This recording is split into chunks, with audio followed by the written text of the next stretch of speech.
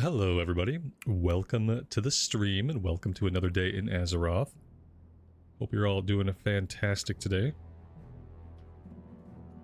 What is new? What is good, guys? Talon, Chaos, Wayne, welcome. Thanks for joining me. Alright, let's do some housekeeping. I have restocked our ammo. I'm trying out this gun, Mega Shot Rifle. We talked about it a little bit last time. I'm going to give it a shot today, see how I feel about it. It's a little bit more damage, but it shoots a lot faster, so we're going to perhaps be blowing through ammo. We'll see how that goes.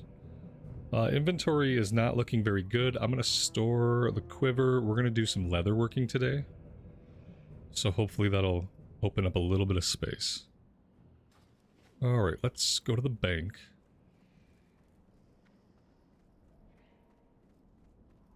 Jen, good morning to you. David, welcome to the stream, and thanks for joining us.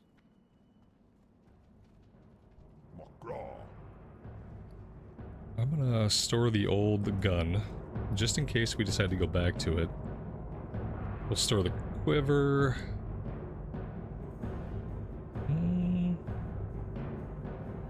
Okay. Oh, you know what? What do you need? Well, let's pull out any heavy leather we have, so we can convert that upwards.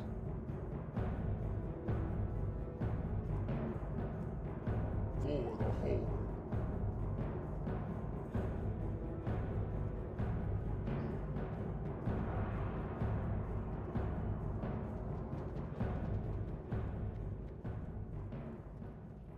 Wojwoda, welcome to the stream.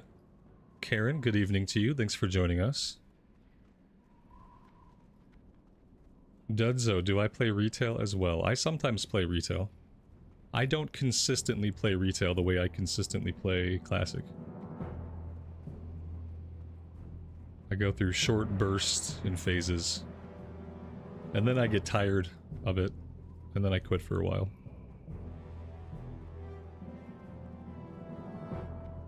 My cadence with retail is that I will play when the expansion first comes out. I'll see what there is to see. I typically do the main campaign, and, you know, once I find that pretty lackluster and I don't want to get on the loot treadmill, I typically quit. And then I typically come back for the last patch of the retail expansion, and I check that out, because then the game is usually in a pretty fun state by then. Hello, man. See ya later. Okie dokie. I don't know if I need either of these. Later. 6,300 XP, not bad. We have one more quest to turn in, but I'm going to do some leatherworking first.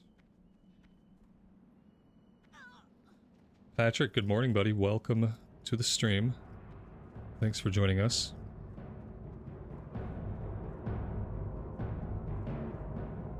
What do you need? For the whole.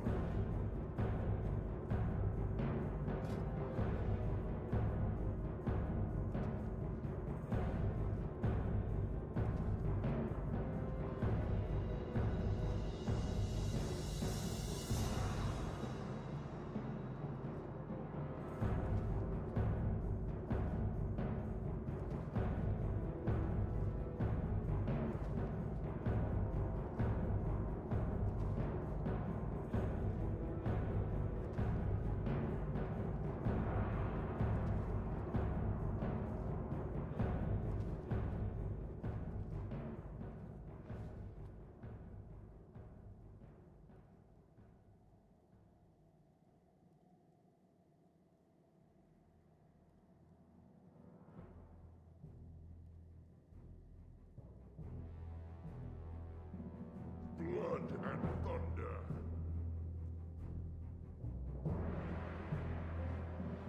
Alright, so what are we gonna make now? This seems pretty straightforward, but it takes a lot. 14 pieces of thick leather. But then again, all we need is silken thread. Everything, well, that's 16. I guess 14's better than 16. I think that's really our best bet. And now we just need, like, a pile of silken thread. What are you looking for? Be safe. Blood and thunder!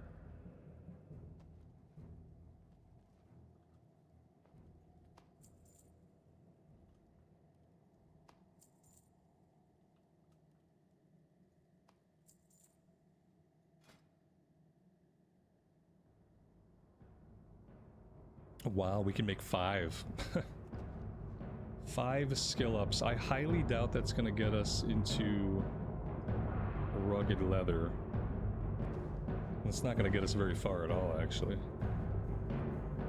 But we're making pants with 16 agility and 7 stamina on them.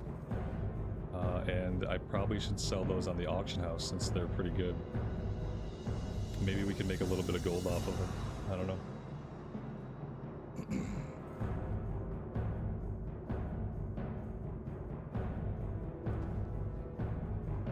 Yeah, the new glasses are new. Still getting used to them. Why do my audio settings look messed up today? How's the audio today, guys? Am I a little quiet today?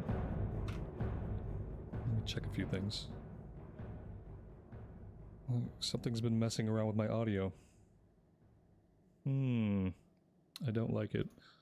How about that? That looks a little better.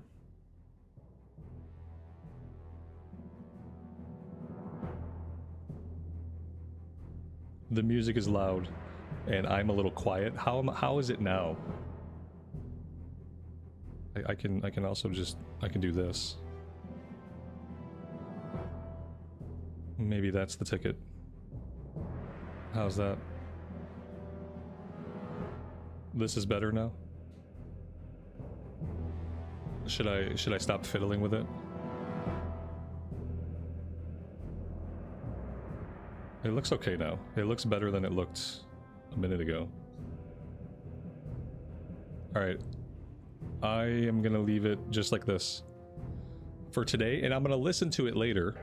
And if I listen to it later and it sounds like garbage and you guys didn't tell me, I'm gonna be very, very sad. So this is your last chance. Speak up or hold your peace for the rest of today. This is what I'm gonna sound like. 3, 2, 1. Okay.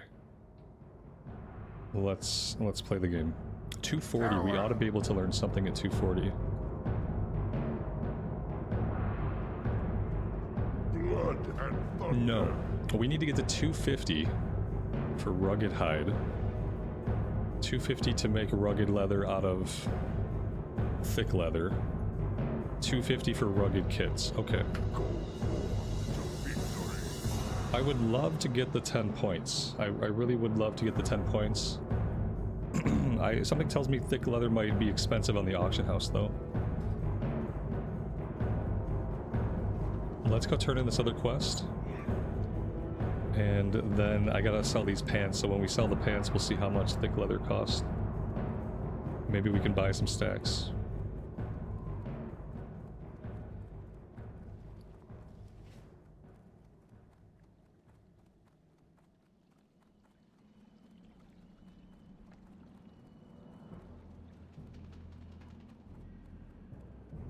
Loktar! Dabu!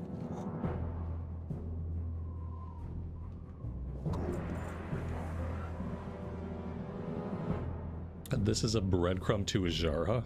Straight. I'll take it. I don't know, like, when or if we'll do that.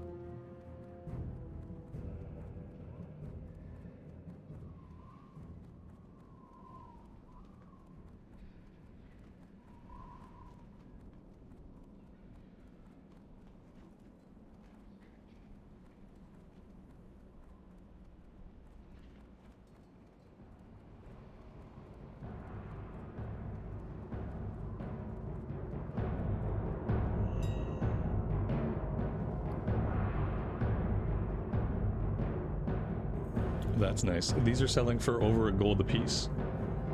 Okay, so let's undercut that by a little bit.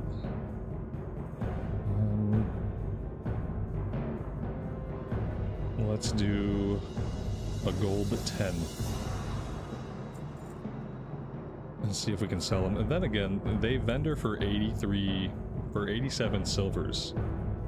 So they almost vendor for a gold anyway. We're not making a huge markup even if we do sell them at this price. Because we could just vendor them for almost as much.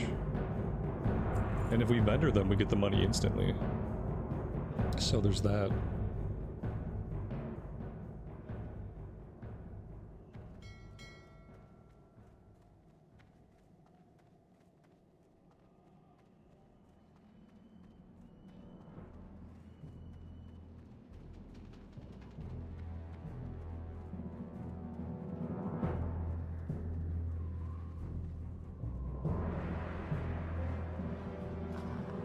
Just the thing for you.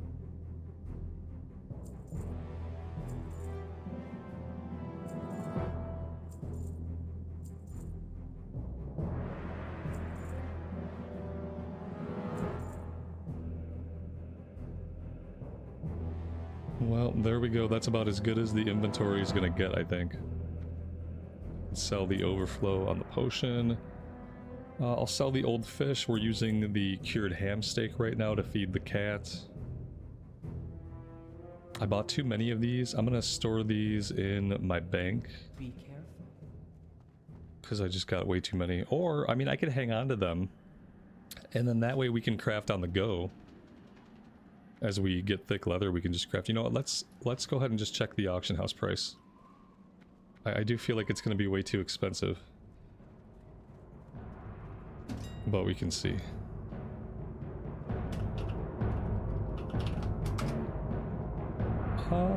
Yeah. How much per stack?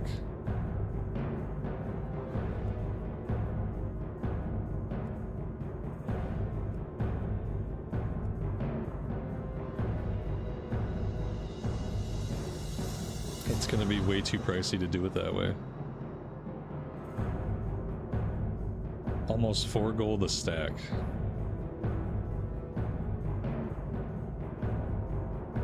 By your math, we need 140.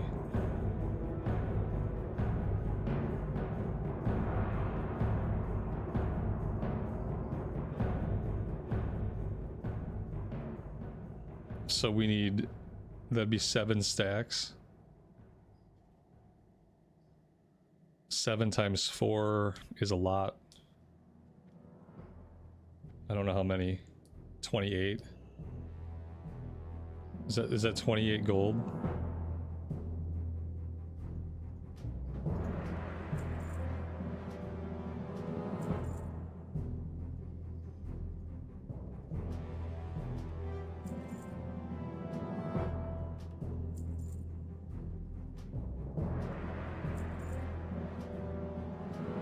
Let's see how this works out. Let's see how it all works out, shall we?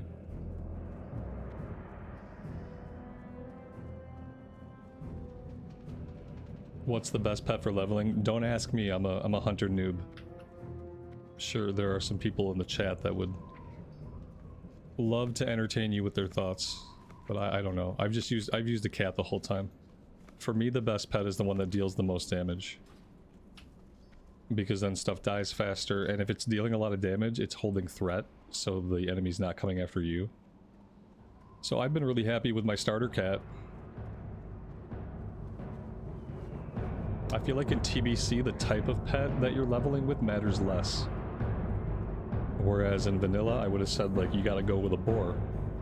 Because the boar can charge, the boar is durable, the boar is a great tank, and you really want a great tank. But in TBC, it seems like you just really want damage. But then again, like I said, what do I know?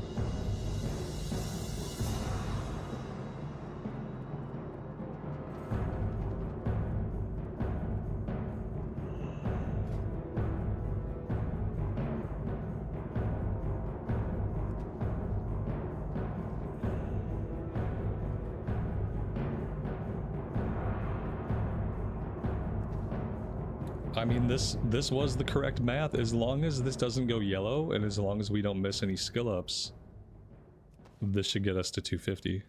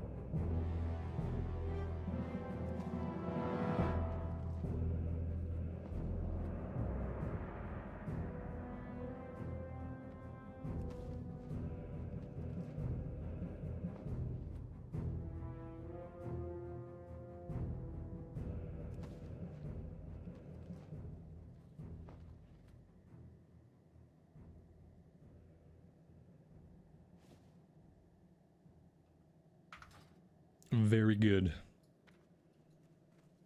Throw her. Go with honor.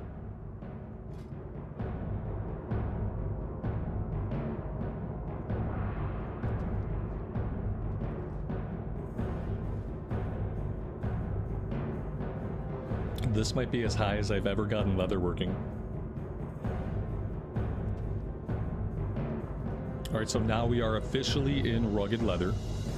We can turn thick leather into rugged leather. And we're still getting skill ups off the rugged armor kits. So we're in a pretty good place. But yeah, we still have to get this all the way to 300 before we go through the dark portal. But I think we're doing pretty good. I'm happy with it. Alright, I think we're done here. Then again, we've been leveling pretty quickly recently. Oh, we have stuff to train. Yeah, of course we do. We've been leveling very fast. Alright, let's go do that, and then I think we'll hearth back to Feralus.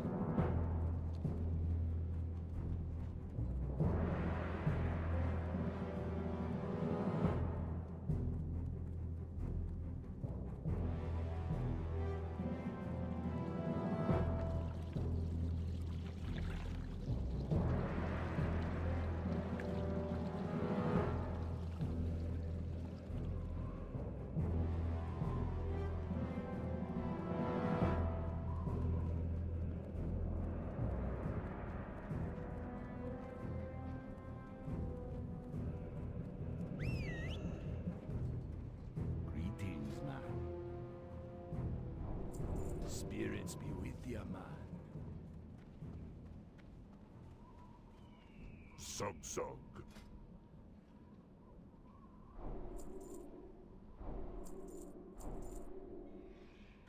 Go forth to victory.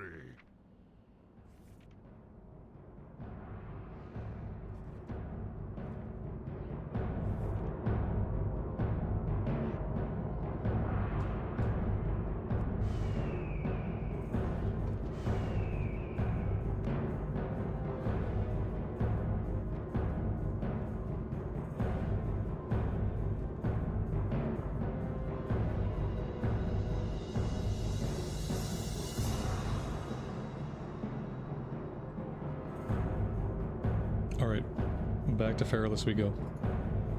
We're gonna do all the stuff in the northwestern part of the zone. And then after that, I think we're heading into the hinterlands. To do some stuff out that way. Yeah, we gotta vendor all that crap I just made. I'm just gonna sell these ones to the vendor. The market's already well enough saturated with these. Alright. We don't have waters.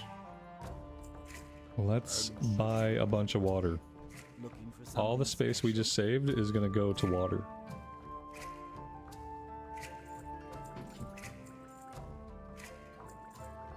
There we go.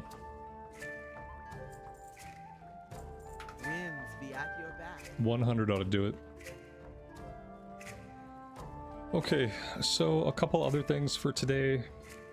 We have to do one more Zul'Farrak run, unfortunately. We have one more quest. And the XP for the quest are just, it's too good to pass it up, because it's like usually 8 to 9,000 XP. So, I am going to put us in the queue for that. Well, there we go. That's what we look like right now. We got some DPS and we got a healer. So we'll probably be in the queue for a little while. Other things, I'm kind of sick of looking at this cloak. Let's kill the cloak. Okay. I think everything we're doing, I think, is out in this direction. The Yeti are back here. I believe the Grizzlies and Ravagers are back here. Edna's Dark Heart is up by the Harpies. And then we have to kill some Harpies. Yeah, everything should be back in this area. Alright, so we have a little bit of a run.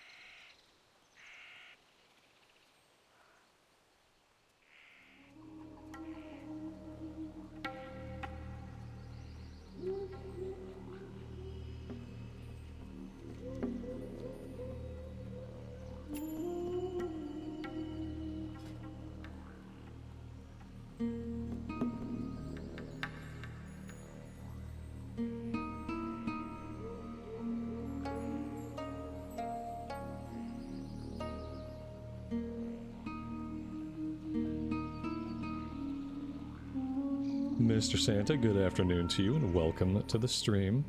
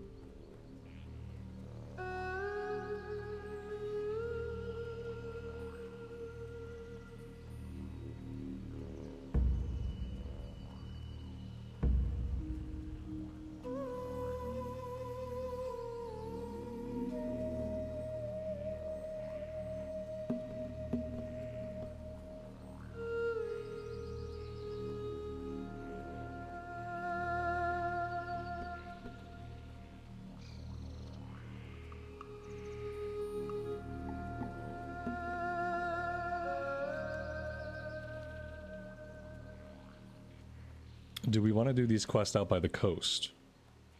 Feel for the zapping and zap giants.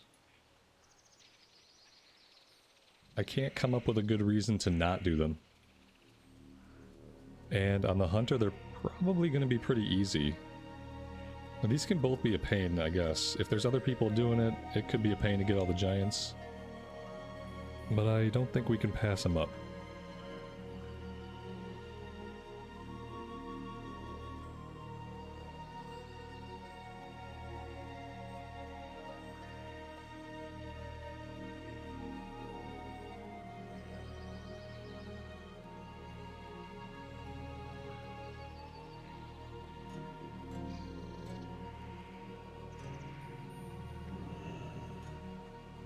These are a nice change of scenery. Yeah, absolutely. Get out to the coast, get some open air. I got what you need. Be good. Time is money, friend. Alright, we know how this works. Water elementals and giants.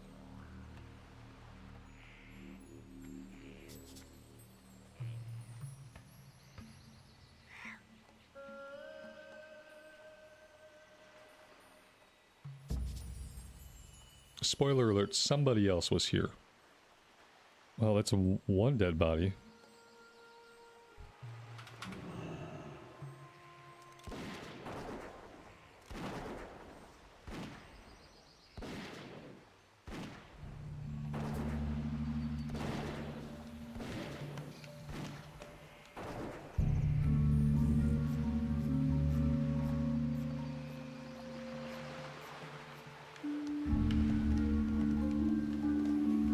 We have a level 50 dwarf hunter.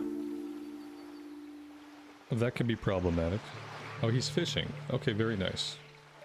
That's right, you just stay back there and fish. I wouldn't mind fishing too. But I should get ahead of him if we want to do the quest.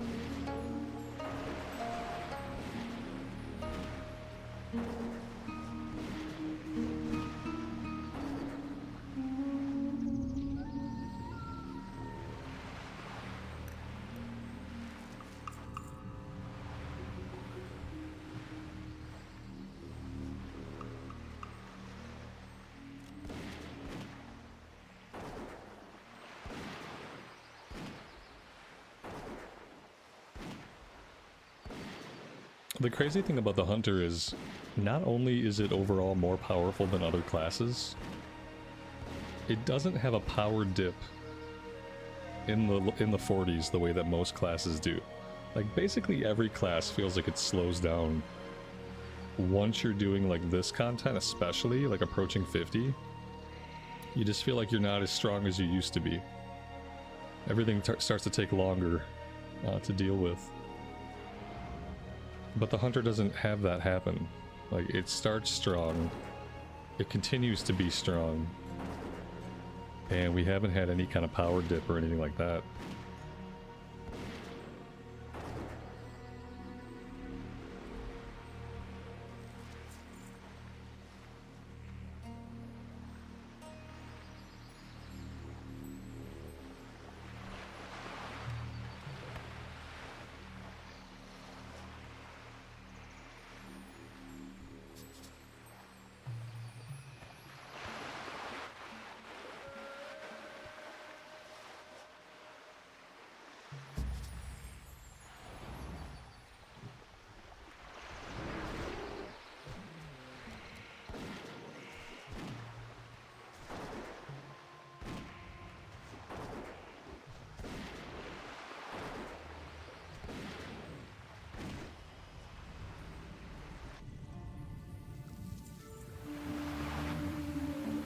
JSS, a lot of the folks here who play on the US realms. I play on the EU realms just because it's better for my schedule. Obviously I play a lot during the day my time, which lines up to like prime time for the EU servers. So like that's why I play on the EU realms, just because I get to play during prime time on the server during the day when I actually play. But there's a lot of people here that play on US realms. Like for the most part, people in the US play on US realms and people in the EU play on EU realms. I chose to do it this way because it works better for me. And luckily I have good internet and I don't have to deal with any lag or anything like that.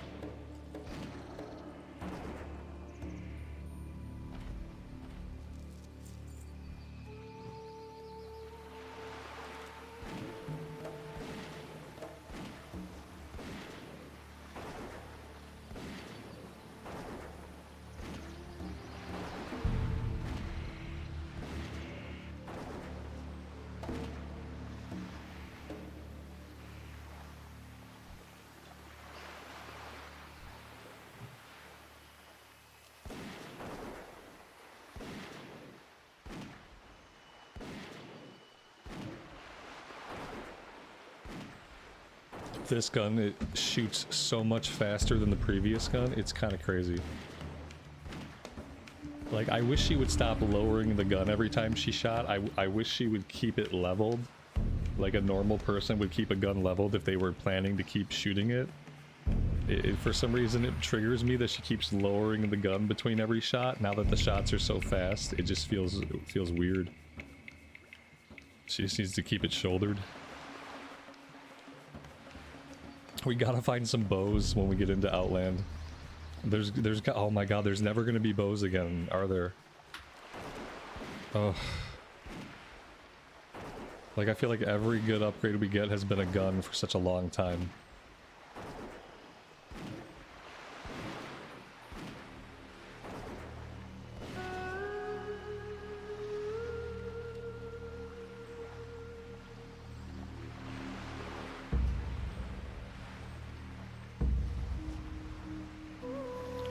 I need to lower the SFX even more now that we're shooting so rapidly. It's so bad. Okay. I might end up going back to the other gun. Just because the other gun is slower. I kind of regret not keeping it with me. I did shove it in the bank.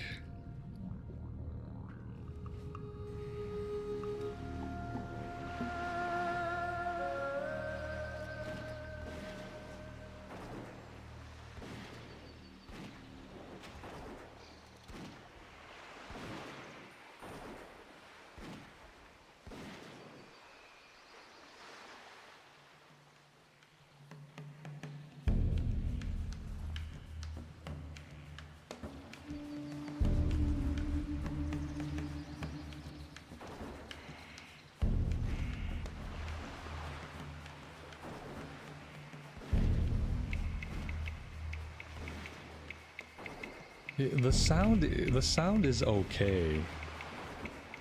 I don't know. Because I don't really care for the sound in Modern WoW either. And they did change it to be less loud in Modern WoW. I don't really like it there either. I don't know what it is about it. Right now it's the frequency of the sound. You know, right now the annoying part is the frequency of the sound, not necessarily the sound itself.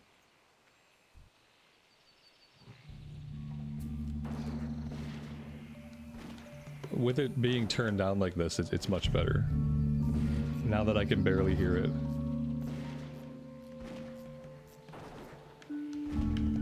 Are the enchanted waters better than the water I bought? They better not be. I think they're like level 25 water. Yeah, level 25 is the enchanted water. The stuff what we have is level 45. Leatrix lets you change or mute any sound. I feel like it'd be weird if it was silent though, you know what I mean? Like, that's really cool that you can go do that, by the way.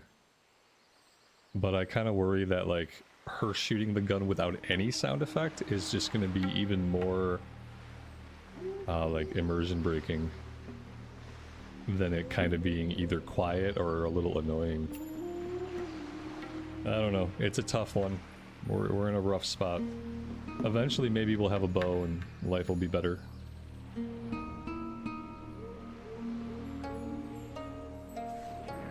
So I think I don't mind the gun when it's a slower rate of fire. Like this rate of fire is too quick. This is a 1.7 speed gun. The other one we have is like a 2.8. And I may just go back to that one.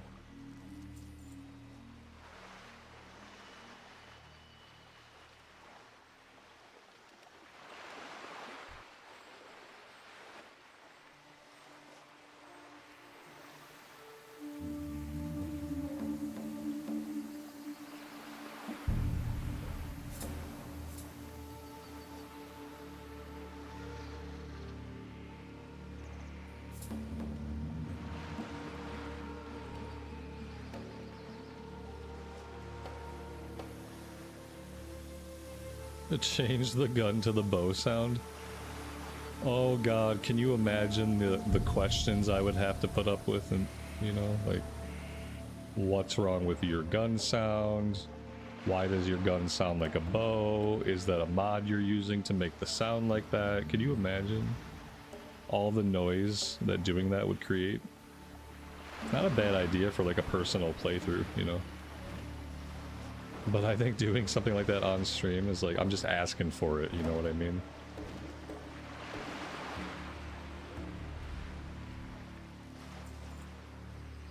It'd be almost like rage baiting people to ask me like what the hell is going on with my sound. Oh yeah, the gun looks really cool. Yeah, well, it looks good, you know what I mean? Like, I don't really know if any of the bows or guns look really cool in WoW. Sometimes they look decent, like this one looks pretty decent.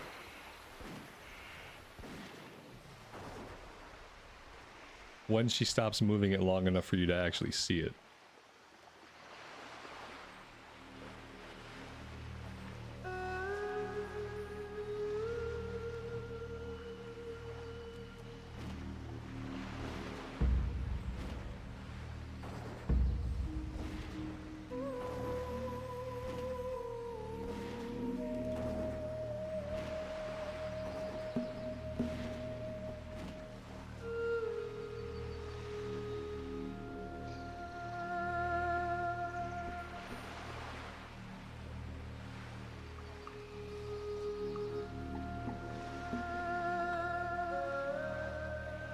I think they need to really look at all of the shooting animations for Classic Plus.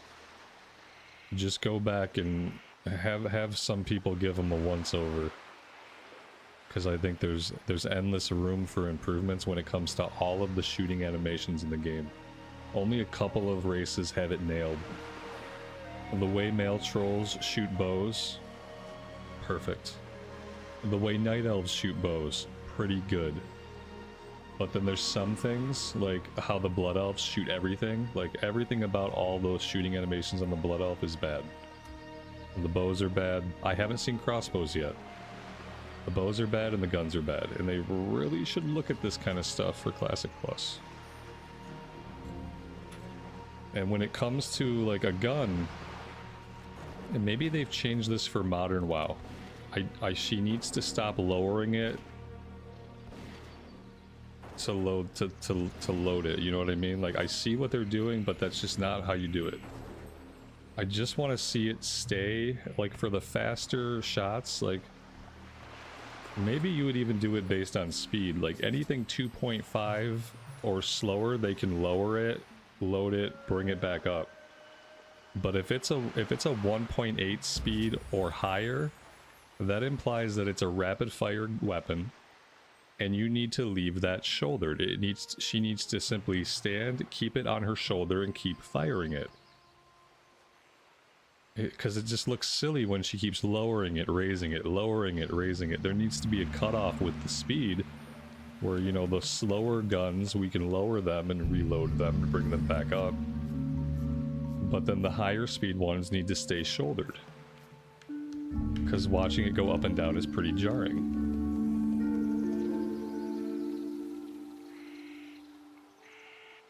It's, I mean, and it's not a big deal, you know what I mean? Like, you just ignore it. But why ignore it? Especially, you know, when they have Classic Plus is like their opportunity to iterate on stuff like this, and I hope they take every opportunity to do so. Because why ignore it when it could just be a lot better?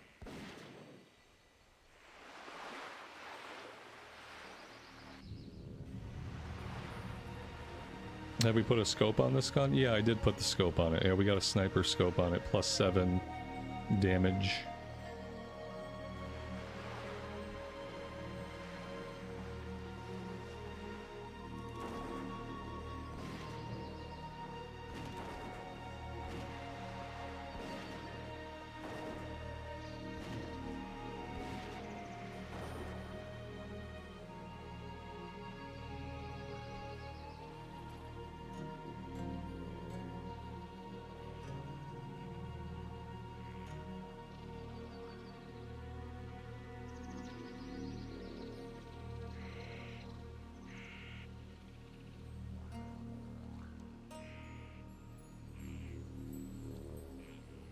I feel like sometimes you can find giants over here, but maybe not today.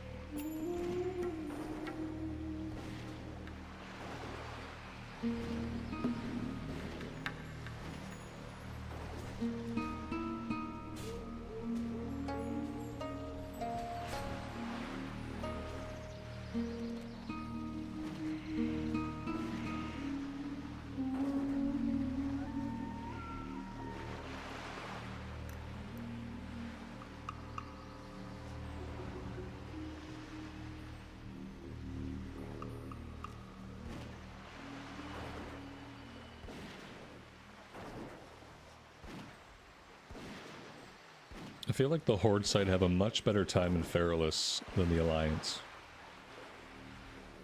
You kind of have to come here on either faction a little bit. But I've always felt the Horde questing is much better. And it's mainly just not having to go out to this island.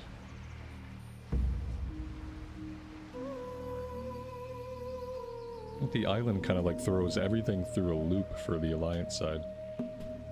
Because it's like thematic and it makes sense that you're out there, but then you're not close to anything. Like they give you a couple Naga quests close by and that's it.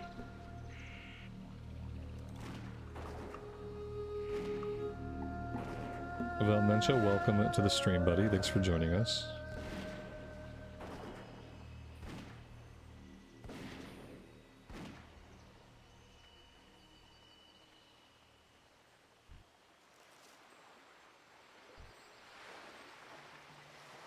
How do I get my procs showing in the green text? It's in your scrolling combat options. Interface. Nope. Combat. Floating combat text. Reactive spells and abilities. Or it's either reactive spells, some of it's reactive spells and abilities, but some of it's auras. You got auras that come and go, you got reactive spells and abilities.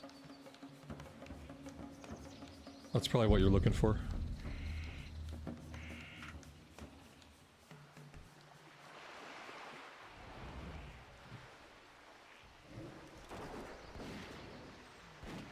The Ferocious Inspiration might be an aura. Quick Shots, I think, is a reactive ability.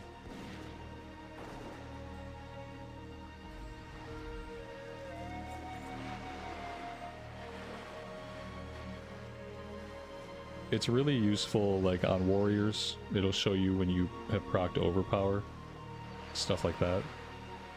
So you don't have to wait for the button to light up, you just see, oh, overpower, and then you hit your overpower button. There's a couple of classes that it works really well for. To let you know, like, hey, you can push this button now.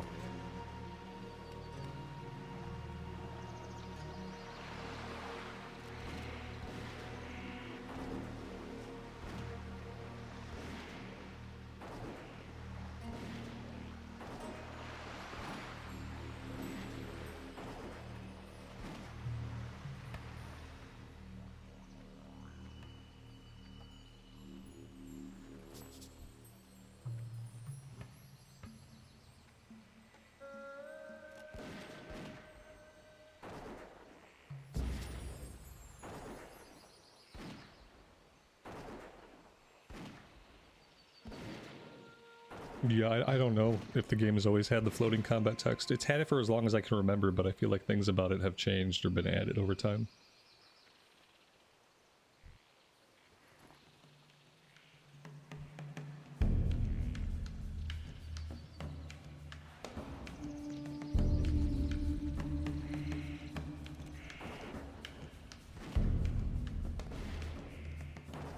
The reactive spells and abilities option's always been there though.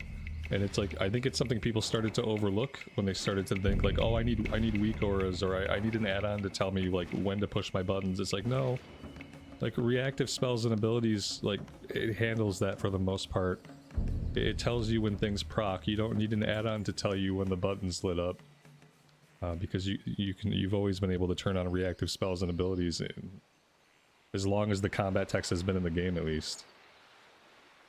But I think a lot of people just never knew about it because it's not something that's on by default. You have to go in and you have to enable that stuff.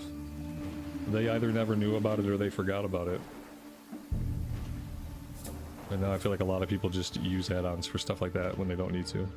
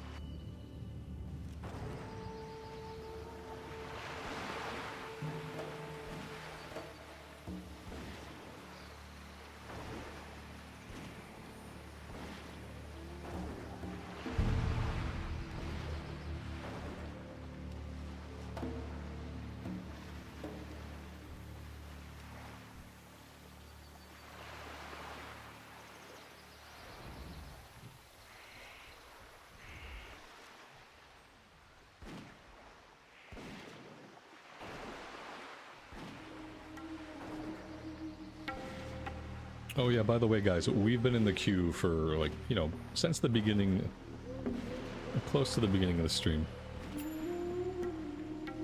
We've been in the queue for a while.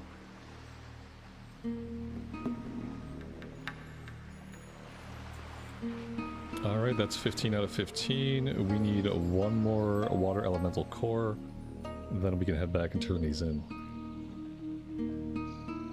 The hunter class seems to be a mana hog. Yeah, oh, we are a mana hog.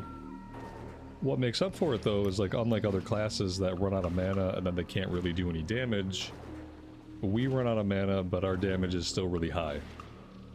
And a lot of that is obviously because the pet is responsible for a big chunk of our damage, but then our auto shot's pretty strong too. So do we burn mana? Yes. Do we need mana? Not really.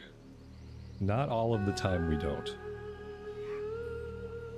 So it's a pretty good trade-off. Because if a mage runs out of mana, like, they're done. You know, you got a wand maybe, but you're not going to be putting out any kind of DPS.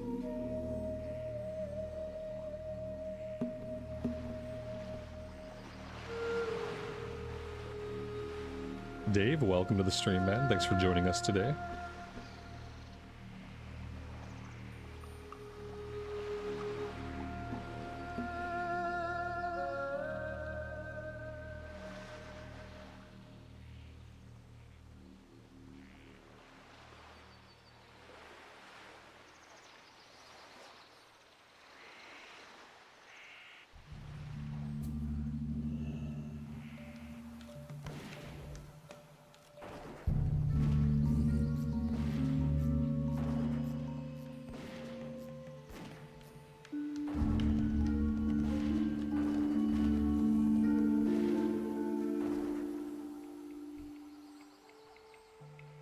I aggroed this elite. At least we can still zap him. After we're done with the quest. We definitely don't want to fight them as an elite. He actually tore into the pet pretty good there before I shrunk him down.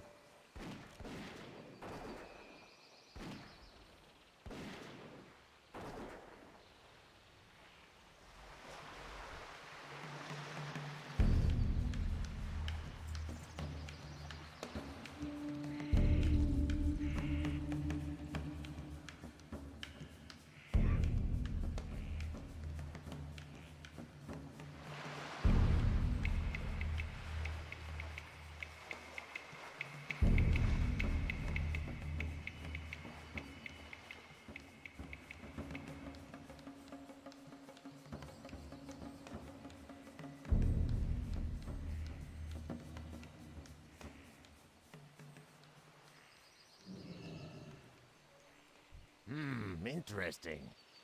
Glad I could help. Hurry back. Keep it real. Have a good one.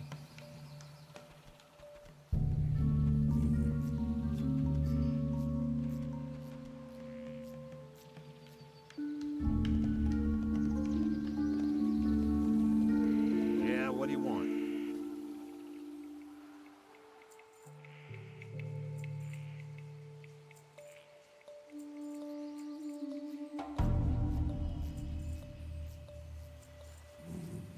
Glad I could help.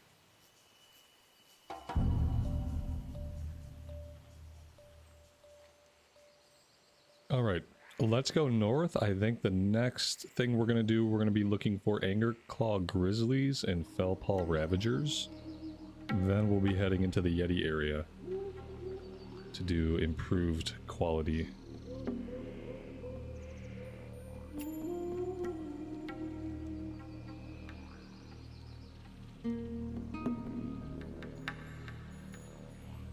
I think we have to go up. I don't think we can get back there by staying down in this area. I think we have to go back up to the road.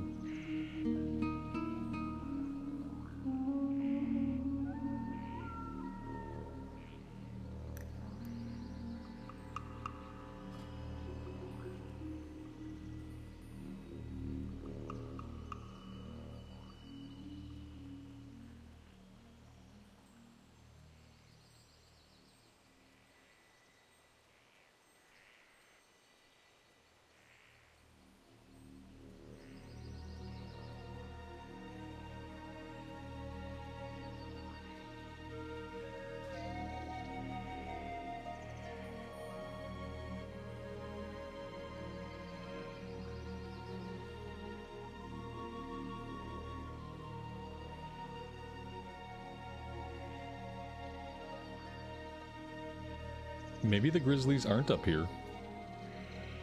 Maybe I don't know where these guys are at. Maybe I should read the quest, which we are not allowed to do when we're in combat, apparently. Yeah, these are not the wolves and grizzlies that we're looking for. So, with that in mind, let's just go try to find the Yeti. They're gonna be back over here somewhere.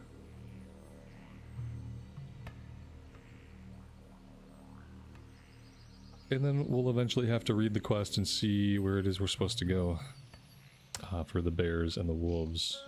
I don't think this is the way I was supposed to get up here, but like it kind of worked. I mean, I see a Yeti. I see one Yeti.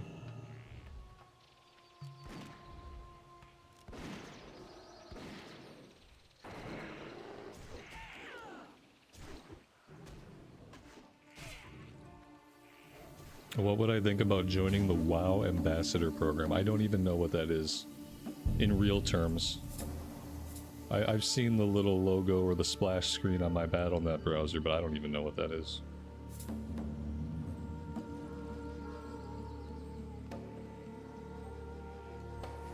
Is that one of those systems that Blizzard sets up to offload the problems that the game has onto the player base?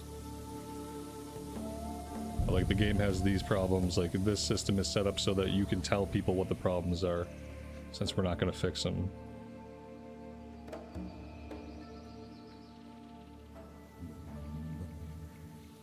No, I don't even know what it is. It sounds like work, though.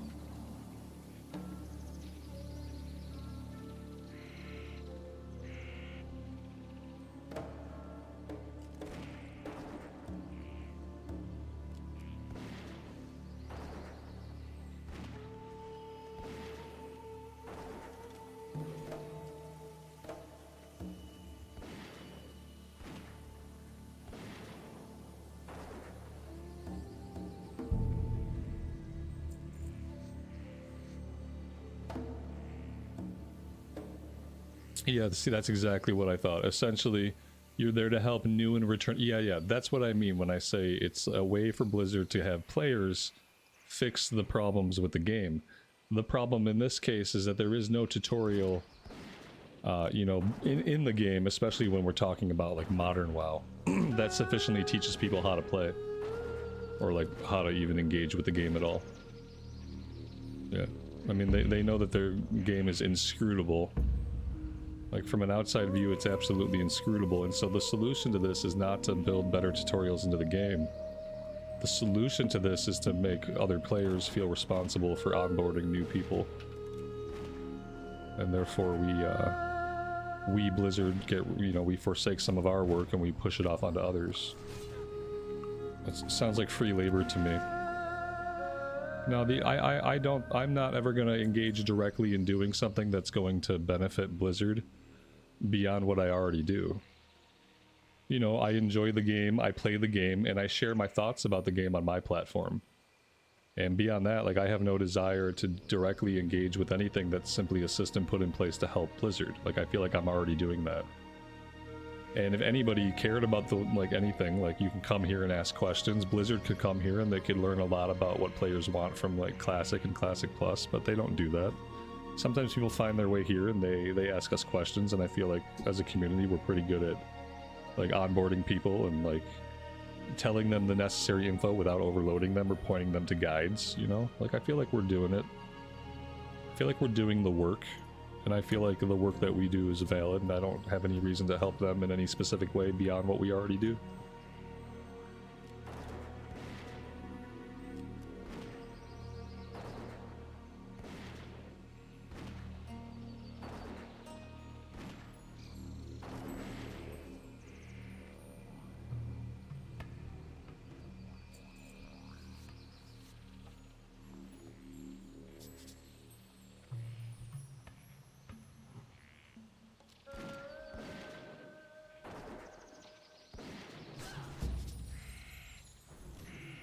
Yeah, and then when people ask me how they should play or what they should do, I just tell them to do. Like, what should I play? Well, just play some stuff. How should I play? Well, do some content. Like, ultimately, there are no, like, right or wrong answers. So, and you can often learn a lot just by watching somebody else play. Just like with any activity, you often learn a lot by watching someone else do something that you're trying to do. But I feel like that's especially true with video games. I mean, a good tutorial in the game helps. But if not that, then watching somebody else go through the same steps is going to be beneficial.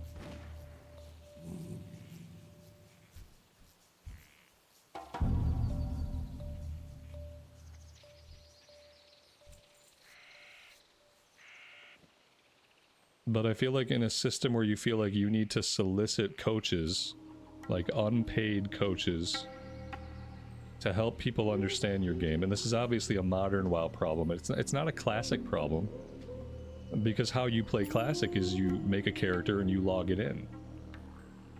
And then you play. You know, there's really nothing to grasp right off the get-go. It's very simple. But modern WoW has all these other things going on.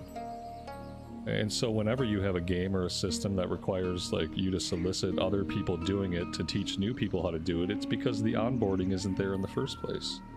Or the system is too complicated to begin with.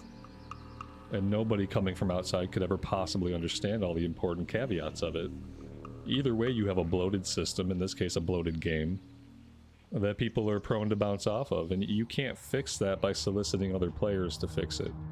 Like, that's a problem with the game that you must fix within the game, and there's a couple of ways you could do it. You could stop making everything so goddamn complicated. Stacking layers of currency on layers of currency and player power on player power till people's eyes bleed. You could stop doing that. Or you could just write better tutorials. You could just design better tutorial phases to the endgame content, which is, we all know, the actual content of the game now. And you could do it that way. You could do a combination of both those things and meet somewhere in the middle.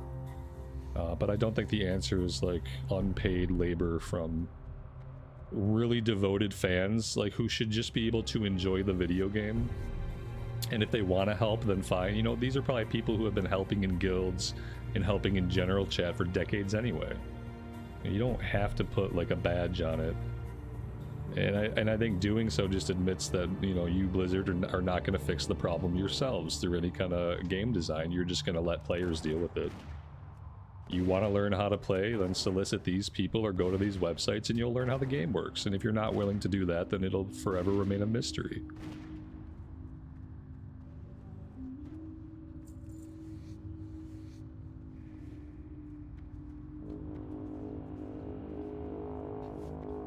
We have a night elf hunter here with us.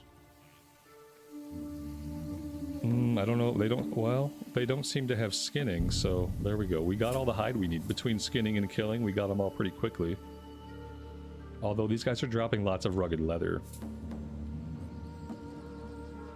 Well, I say lots. They're dropping some rugged leather, and I feel like if not for this other hunter, maybe we could farm them a bit. Because we are at a point with leatherworking where we're able to get skill ups from the rugged armor kits. And wouldn't it be neat to be able to make a bunch of those? But yeah, I'm not seeing any alive Yeti. Maybe the cave will respawn. Maybe we can just follow this hunter around and skin all their stuff. That works.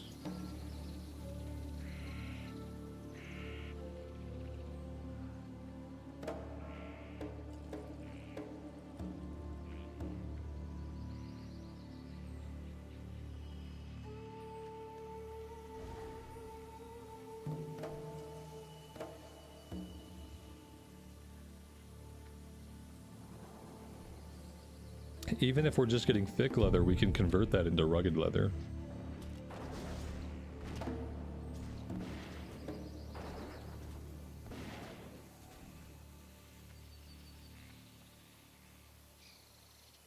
Alright, let's move on though. This person is clearly intent on farming this area. We've determined that the Anger Claw Grizzlies and Ravagers are not up here, but the Harpies are back here. Oh, this is a Fellwood quest. Oh, I see. This is a Fellwood quest. Okay, yeah, like, man. I would say we're gonna go to Fellwood soon. And normally at this level that would be true, but we have all of the hinterlands to do first. So we'll keep a hold of this for now. I'm gonna stop displaying it. We're gonna go do the harpy stuff though.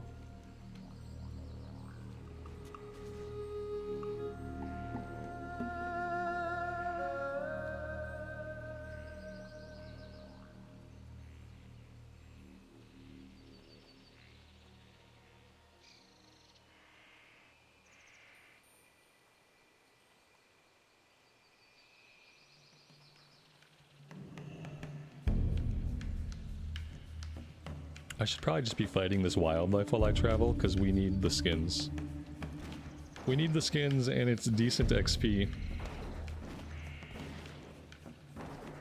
Oh boy. These frickin' gorillas.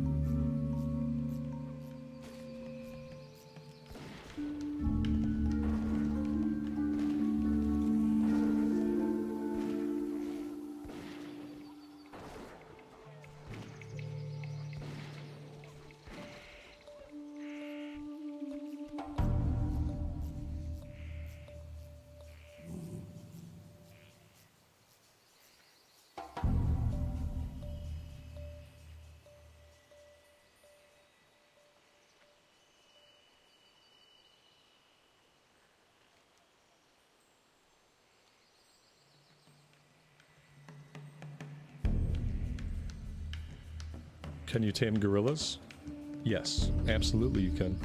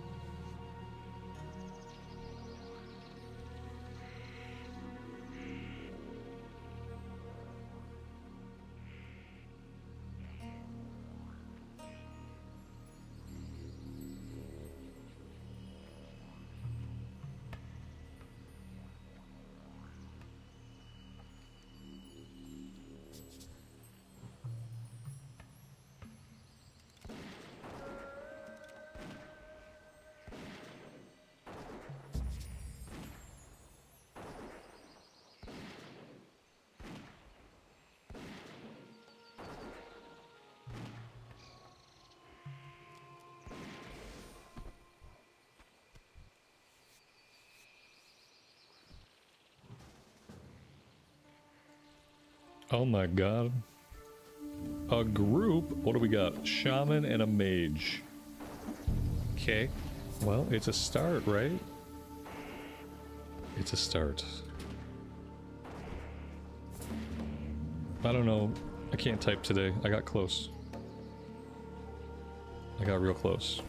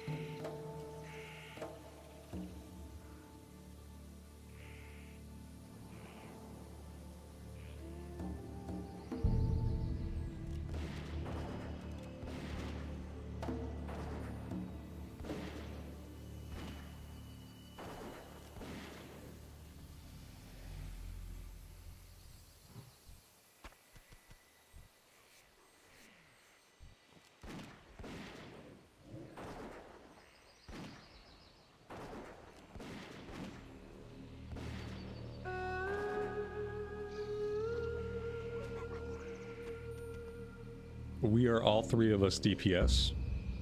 So this group is looking for tank and heals. Now we've seen healers popping in and out of the queue, so we'll probably get a healer pretty soon. And after that, it'll just be an unknown wait time until we find a tank. How does the world look through new glasses? Startlingly similar to how it used to look with the old glasses, except now I don't have this constant sense of my eyes being under strain. And I got through my whole day yesterday, and by the end of the day, my eyes weren't tired.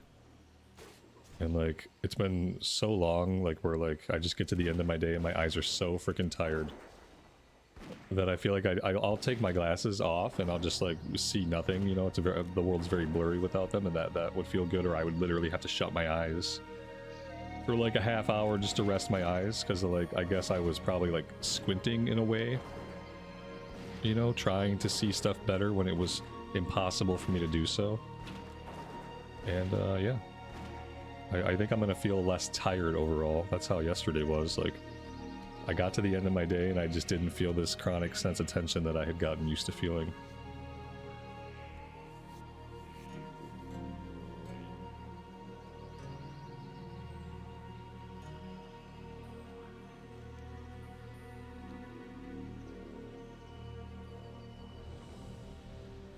You went skinning and leatherworking on a shaman? Yeah. Absolutely. Skinning and leatherworking is good for anybody that can wear the gear, you know? Like, you'll have access to some pretty good stuff leveling up if you keep on top of it. And it's just nice because it kind of incentivizes you to grind a little bit more when you're a leather worker and you need skins. And with kill XP being as important as it is, like, it's a good idea to grind anyway.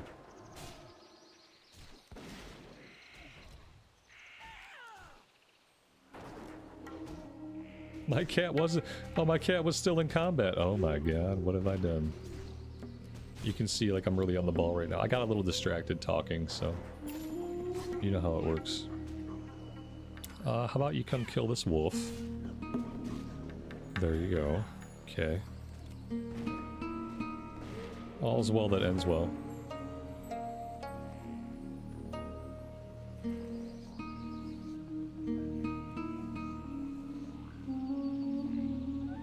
Looks like we got a tank. I mean, that should be the hard part done. I would think. That should be the hard part done.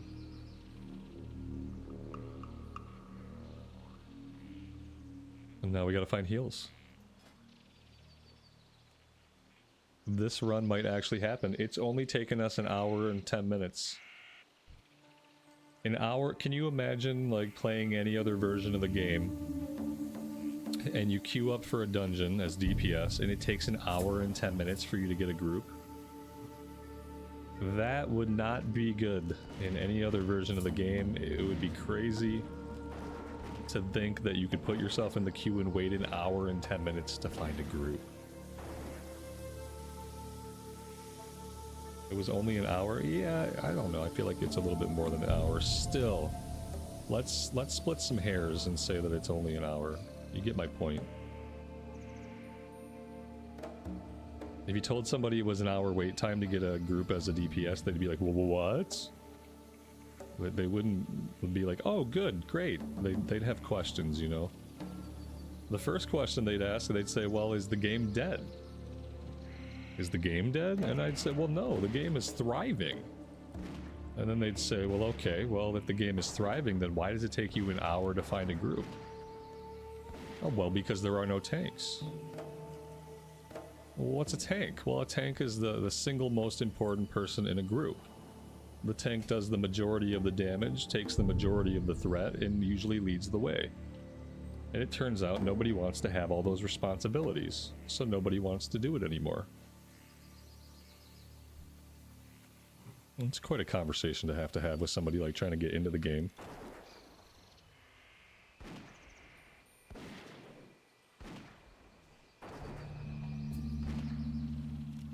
Dave, you once waited for 40 minutes. You were queued as a tank for Sunken Temple. And that's where we get into player reluctance. Is what Dave experienced. Is like any other system, you queue up as a tank and you're gonna get very nearly an instantaneous queue. Assuming the version of the game isn't dead. But in this system where it's completely player driven, where somebody has to have the motivation and the gumption to actually invite people, tanks can sit in the queue for long periods of time and not be picked up. Because the expectation is obviously that the tank is going to be doing the picking up. And so everyone sees a tank in queue and most people won't start the group. And it's like a weird player reluctance thing. Everyone just wants the tank or the healer to start the run. But sometimes the tank or the healer don't want to do that. They just want to put themselves in queue and be pulled out and they want to be in a run. And so there's this weird conflict going on with players. Player motivation is a problem. And there isn't really a way to fix that manually. It can only be fixed with an automated process. Because you can't make people less reluctant to start the group. Because people just are what they are. You CC'd my tank? How dare you?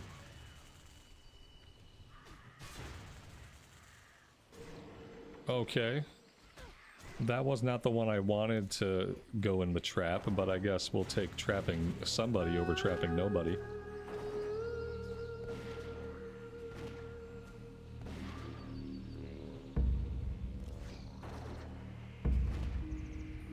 Yeah, I'm often the same way. It's like I would rather, because I'd rather just keep playing the game, and then when the group is ready and I get invited, I go to the run. I don't really want to like take the time to put it together either. I think a lot of people don't. They want to do the content, but they don't want to like stop everything and be responsible for assembling the team.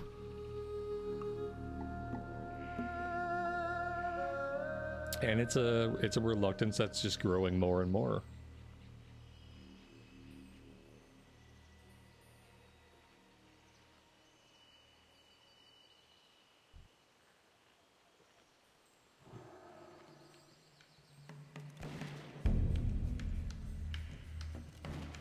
Double the XP and loot drops for tanks.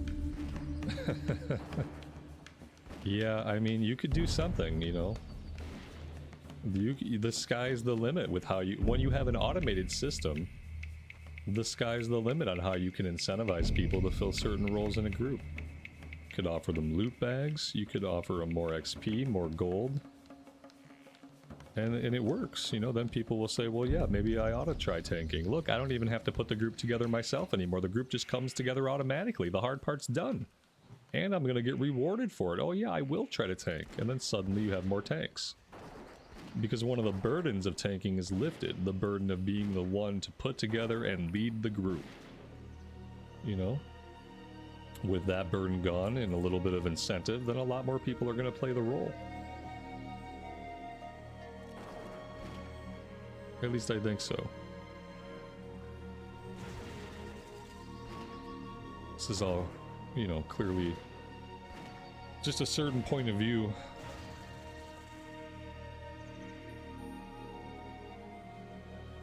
No paladin. I don't have a paladin on the EU realms.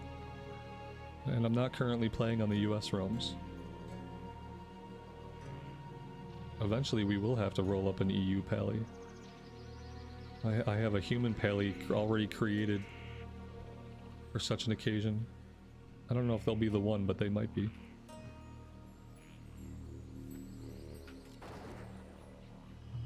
When we do go back to pally, we know we have to be a tank. Which really kind of just begs the question, why not just be a warrior? So maybe we'll do warrior instead, I don't know.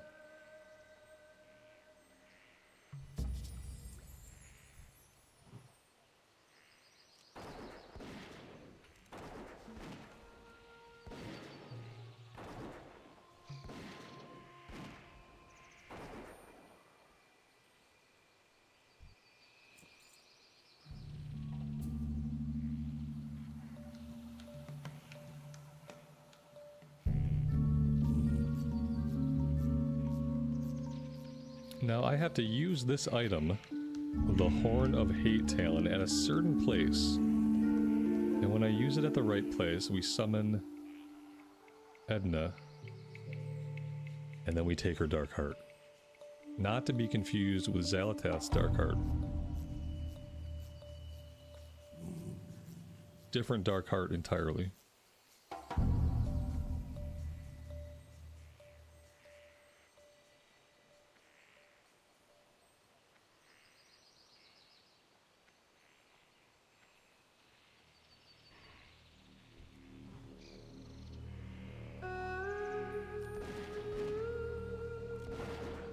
Let's go full crazy with an orc male warrior. I mean, I have contemplated staying on Horde side. I'd like to play with Belmont, and he just wants to play Alliance side, and his guild's on Alliance side, so like... I also have that idea, like if I play Alliance side, I have some people to play with. But I do like Horde side a lot. And I guess if I had it my way, maybe I would main Horde side for a while, but... then I start to miss Alliance, it's tough. It's tough to make these choices. Casino would be proud. He hates everything Horde side, though. You know what it is? If Blood Elves could be warriors, then he would probably be okay playing Horde side. But he just has the problem that like other people have. Like, nothing aesthetically looks great on the Horde side. Especially when you're talking about the male character models. He just doesn't like any of the male character models on the Horde side. That can be warriors. He doesn't want to be a cowman. He doesn't like the hunched back of the orcs. And can you blame him? And then what else have we got? We've got male trolls. Like, the only good male troll is Hunter is good, Shaman is good. That's it. Maybe you get away with a rogue. Maybe a male troll rogue would be okay. But it's like, and then you have undead. Like, who wants to be a bony skeleton man as a warrior? Like, you don't even look like you could take a hit. So it's like he doesn't want to play Horde side. If there were Blood Elf warriors, then it would be a no-brainer, I think. Unfortunately, we don't get those till like Cataclysm. Now, what do I need here? I need 2 more Slayers and 2 more Rogue Feathers. Alright, let's keep running around.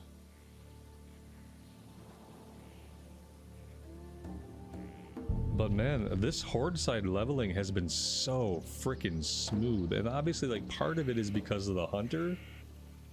But the other part of it is just the travel options and the way the zones lead into each other. Especially when you're doing stuff in Kalimdor, it's just much smoother on the Horde side. But, you know, I mean, we'll probably end up going back to Alliance.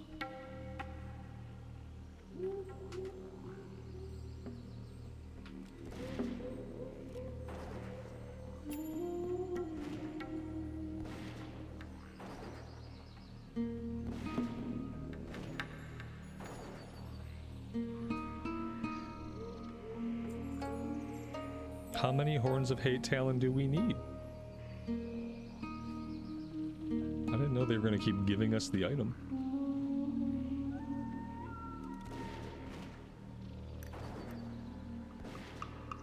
No, to be honest, I don't know what I'm going to do after this. We're going to play this character at 70 for a bit, and I'd like to see it in some heroics. Get some heroic gear going for it, and then I plan to always like touch base with it. This has been a lot of fun, and I don't really want to lose touch with it completely, so even after we're capped, even after we've done some dungeons and gotten some gear and stuff, like, I still plan to jump on this character. I just don't know if she's ever going to have the chance to raid, because I don't have a guild here, and what are the odds of me, like, applying for a guild? 0. What, maybe if pugging becomes a thing. I don't know what the pugging scene is like right now, because I never watch chat. In-game chat, that is. I never see, like, if pugs are going out, if it seems puggable, if the pugs have all these, like, additional requirements. Like, I don't know anything about that scene. So maybe it would be possible to get some heroic gear and eventually raid on this character. I don't know. I know, like, any kind of raiding, like, in a pug, it's gonna be worse without a guild to go with, you know? I was hoping that they would add Heroic Plus dungeons to TBC. The way they started to do with Wrath Classic and then continued to do it with Cataclysm and with Mop. I thought maybe they will add, like, Heroic Plus dungeons, and that could give you a way of having, like, single-player progression, like, deeper into the end game. A way to keep your gear relevant as the new raid tiers come out, like the 5-man gear. I thought, you know, that would be cool. But they haven't done that yet. I mean, obviously we're only in Phase 2, but I feel like if they were going to do it, Phase 2 is the time to start.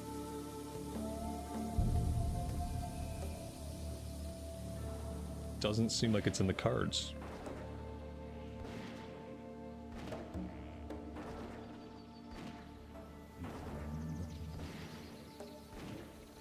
Leveling a druid is nice because you can continent hop pretty easily.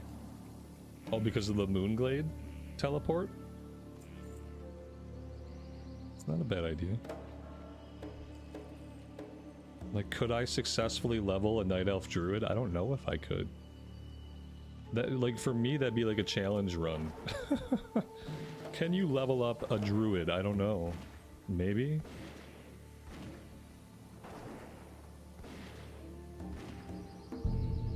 Maybe.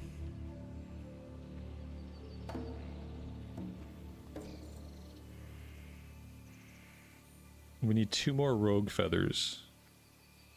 And then we'll be done with this quest. We still don't have a healer, which I think is actually incredible. There are no... See, this is the problem too. So, like... Oh, even if we roll a tank... Obviously, all that's going to happen is that we're going to have a hell of a time finding healers. I think this is where a guild comes in, or friends and a guild. I think this is where, like, that whole, like, social thing starts to solve some of these problems.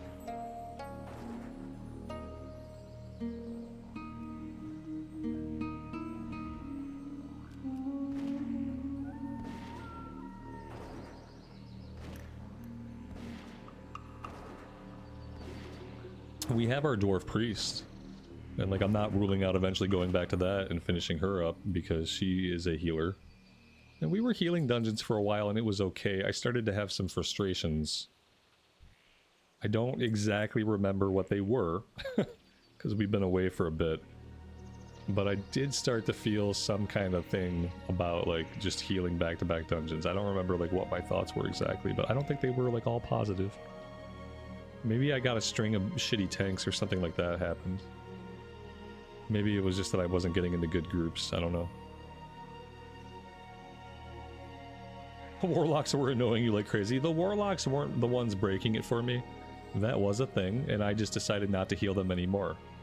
And once I stopped healing them, you know, life got better. But there was other stuff. I think it was, some of it was tanks, some of it was DPS. Like, I just started to have problems with everybody. It was probably mostly crazy tanks that were ruining my fun, yeah. I think I started to feel like either, like, things were too frenetic or things were too easy. Like, either I didn't have a lot I could do, but wanding was no longer useful, so there was no real reason for me to wand either. Or there was so much going on that it was just hard to keep my mana up and hard to like keep up with things. Like, it started to feel like a case of extremes. Or on the one hand, I was like incredibly bored, but on the other hand, there was chaos. And I wasn't sure if I enjoyed that. Yeah, it's like a lot of boring standing around and then a bunch of stress. Yeah, that's what it was. And then it's like, then I gotta flip-flop mentally between those two states, where it's like, oh, I'm really chill, oh no, I'm really stressed. And when it happens just like that, like the stress is harder to deal with, you know, it affects you more. You've been lulled into this sense of complacency, and then suddenly your tank has lost his mind. And it kind of ruins the whole show. But we might go back to it, I don't know.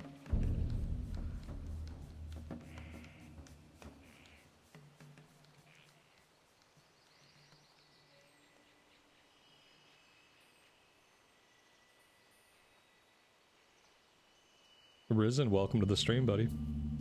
Thanks for joining us.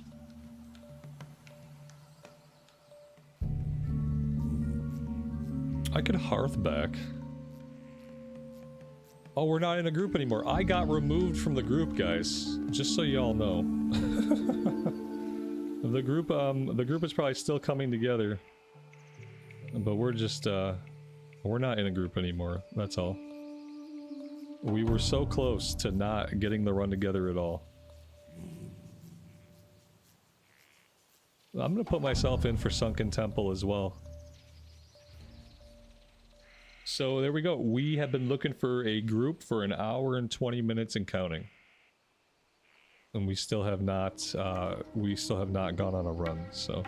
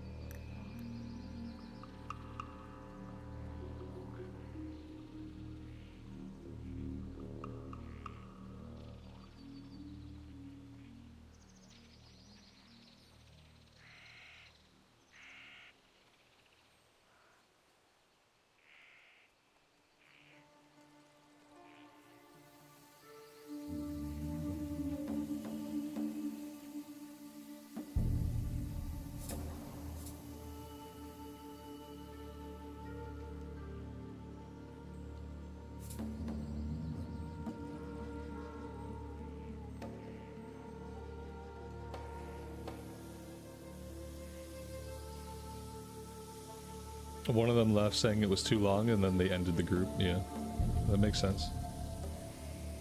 I mean, can you blame them, I guess? I don't know. Now there are healers. Like, we needed a healer, that's all we needed, and now there's like 3 groups with healers. So like, explain this to me, what's happening exactly, because I'm at a loss. I just don't get it. So like, our group couldn't go out because 2.5 minutes ago there were no healers. Now there's 3 groups and they all have healers. So what's the problem?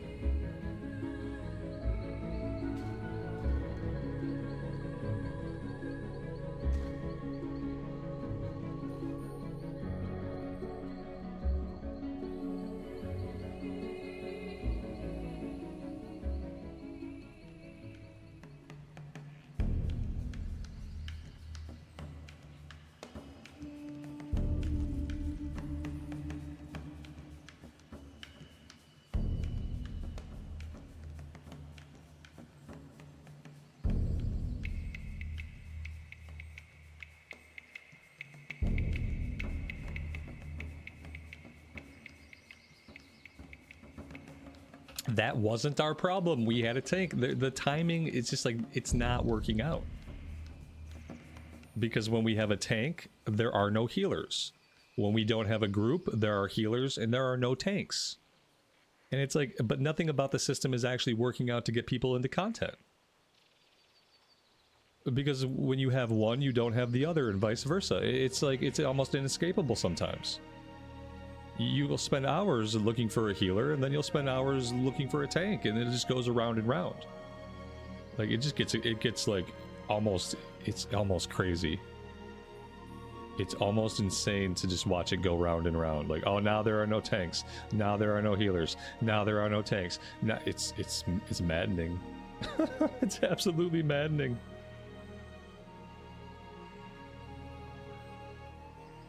And yeah, and then when there is a solo tank, nobody will put the group together. This system has so many problems, and the problems keep manifesting. We keep getting new problems. Like, we weren't content with the old ones, so we made up some new ones to keep it lively.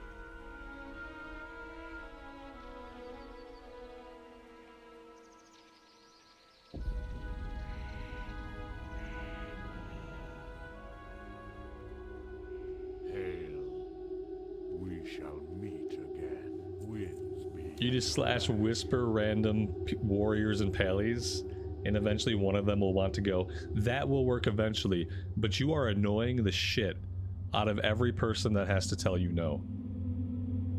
I know this from playing a warrior for like years and years and years. Like, a lot of times people doing that is just really annoying. And the thought I always have to myself is, if I wanted to do a dungeon, I'd be in the queue. Now, sometimes you get lucky and someone will be like, well, yeah, I will.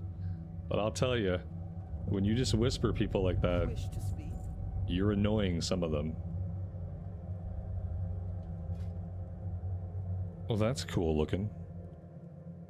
When do we get Transmog Classic Plus? Got it. We don't need all of this meat. I think we're good with feeding the cat the stuff that we have for now. I don't know if I can sell black pearls or gold pearls on the auction house for any significant amount of money. I'm gonna hang on to them if I can for a while.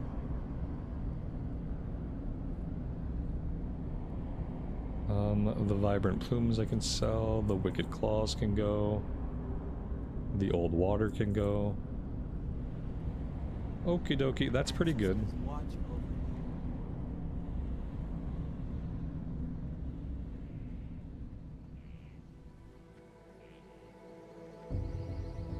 On the US server, the black pearls sell for about a gold or two. That would be neat. They vendor for 20. The gold pearl vendors for a gold, so I wonder if the gold pearl will sell for more. Greetings.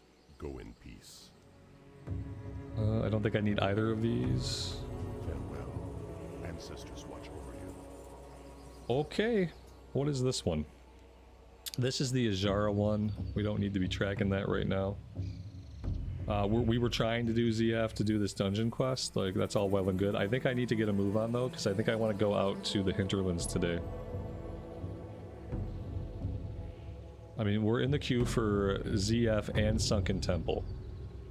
And, you know, there are groups forming up for these things now, and maybe people are coming. What time is it server time?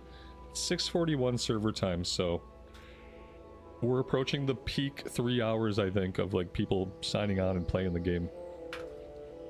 What day is it? It's Thursday today, so. Alright, what's our journey here look like? We need to get to the hinterlands. So we need to get to Hillsbrad.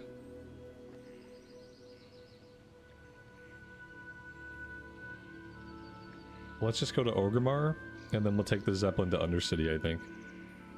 Is our best option.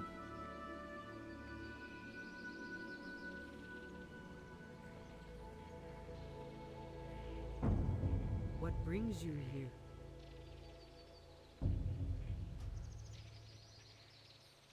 Farewell. That there is a 6-minute flight. I'm gonna go refill my coffee in bio, and I will be back.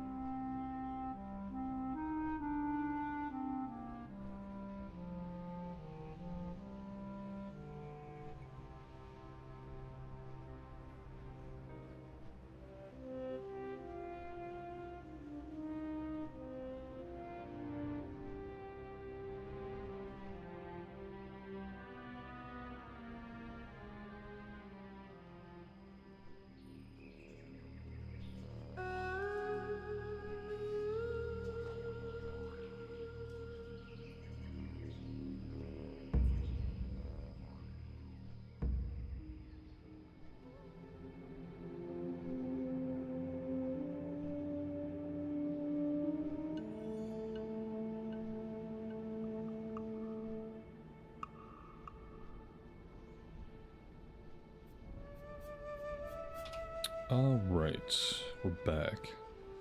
Isn't the gold pearl used to make the plus 30 spell power enchantment? I don't know. Perhaps we'll check the auction house on it and see what we can sell it for. My pet was unhappy. Oh, okay. We'll feed him as soon as we land.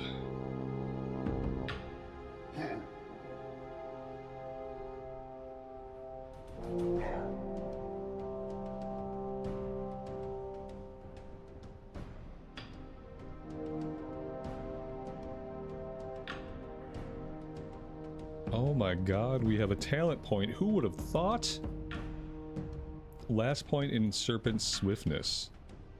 So now our ranged attack speed is increased by 20% and our pet's melee attack speed is increased by 20%, which is great.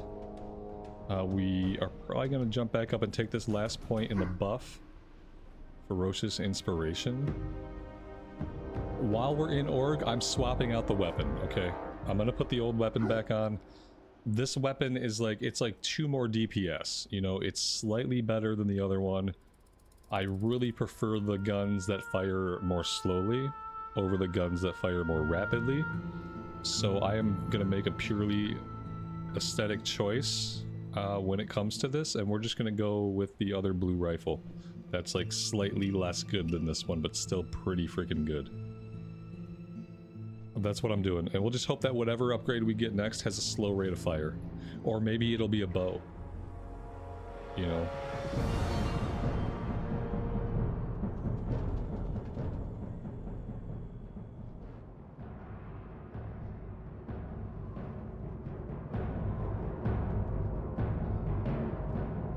Arvid, welcome to the stream. I am having a great day. Thanks for being here.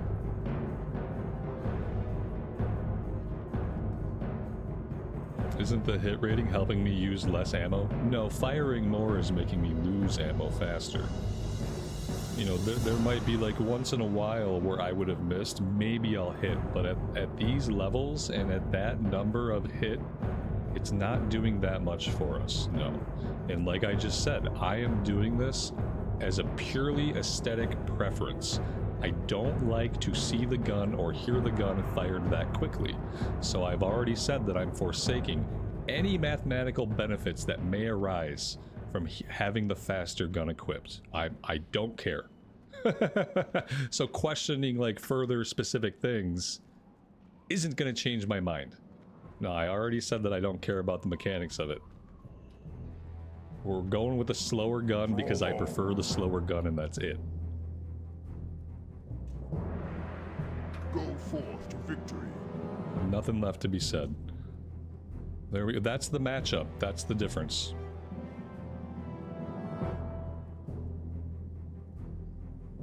The faster rifle is 1.7 DPS more. I just don't care. This, we could probably just sell it. I'll put it in the bank, I guess. I don't think we'll ever use it again. But we'll put it in the bank. For the Horde.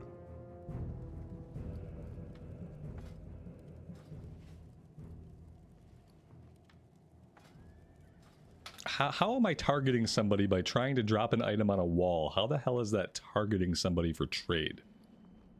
Let's try again. There we go. Alright, let's go check on the price of the pearls.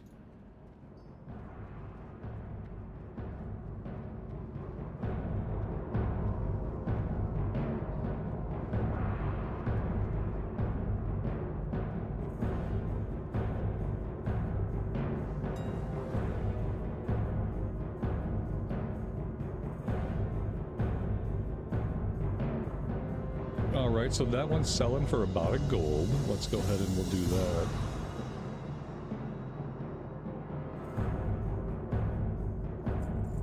And then the gold one. Okay. Yeah, like 2.5 gold. That's not bad.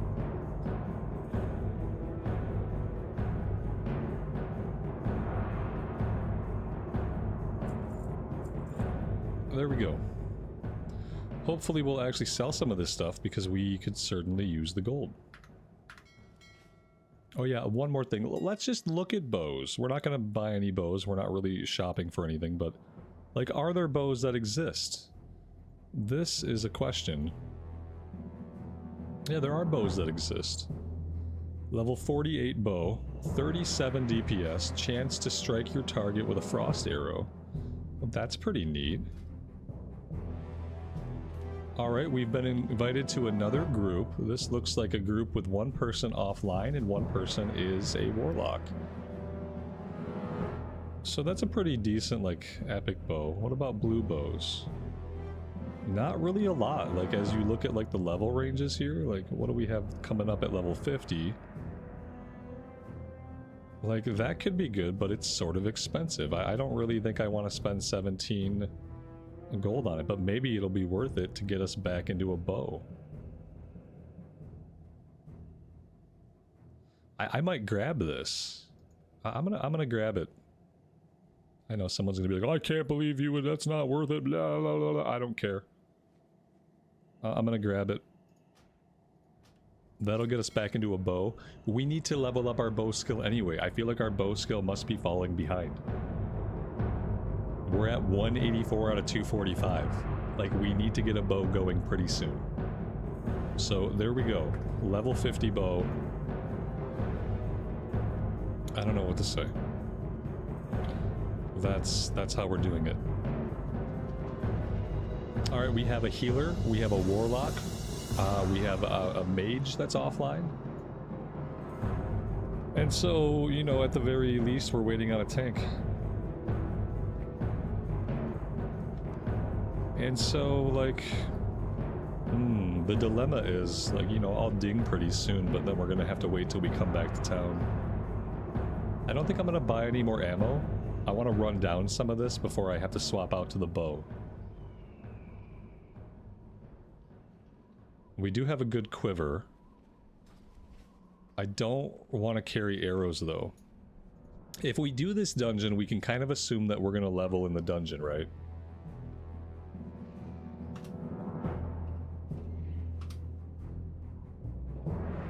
Oh good, the mage has left the party.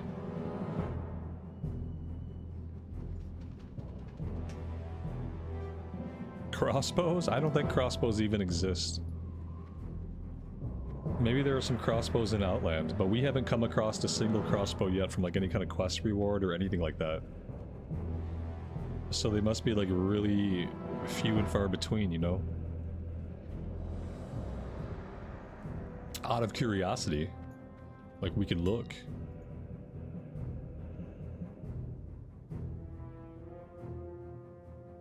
Oh, a crossbows for some reason is way down here. I mean, they exist. There's a crossbow. And in fact, it's a pretty good one. And in fact, it's really cheap. And in fact, it belongs to us now. Because we're gonna need to level up our crossbow skill too. Have I even learned crossbows? I have. But we've never equipped one. Maybe she shoots a crossbow real good. Like, maybe it'll just look really good. You know? We'll find out at level 51. I mean, having a new blue weapon every level is pretty good. I don't think we can afford to keep that up, though.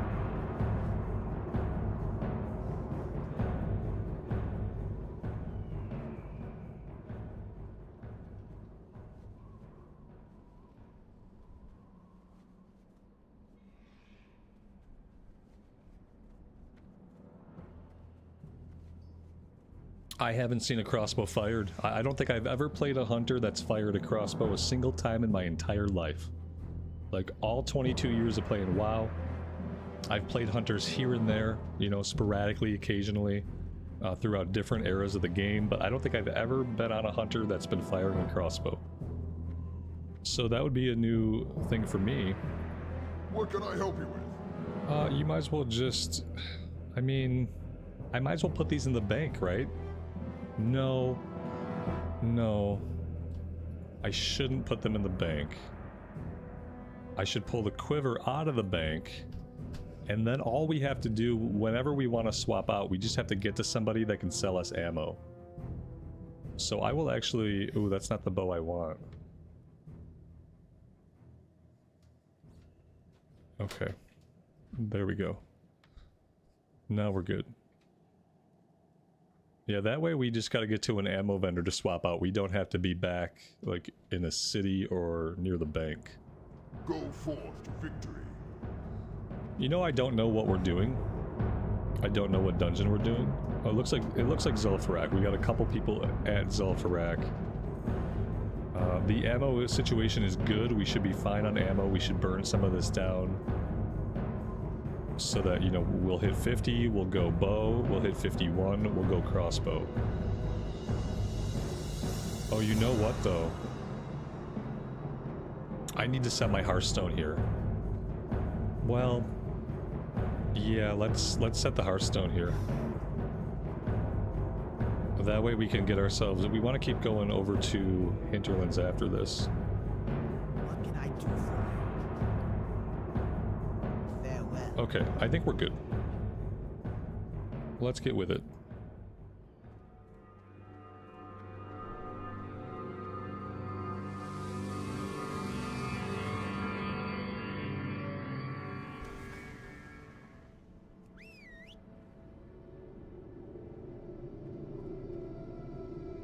My pet is not happy, that's right.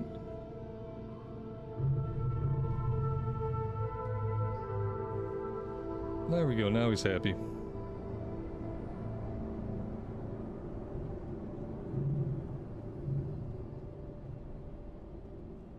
Dave, have a good rest of your day if we don't see you. We'll catch you next time. Growl is off. And here we go.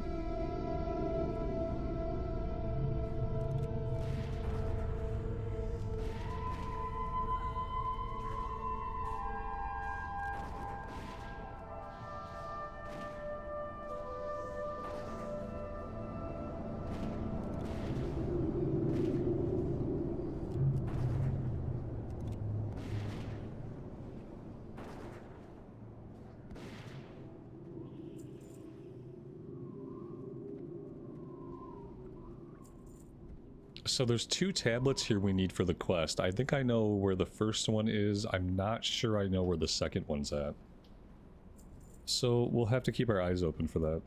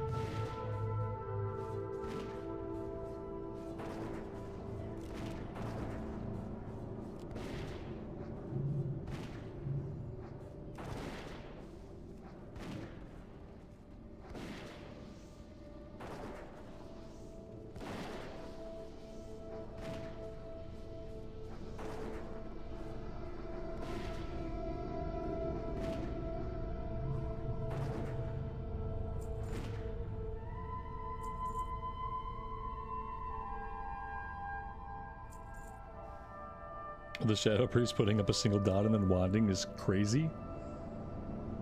I mean, he's mind blasting sometimes.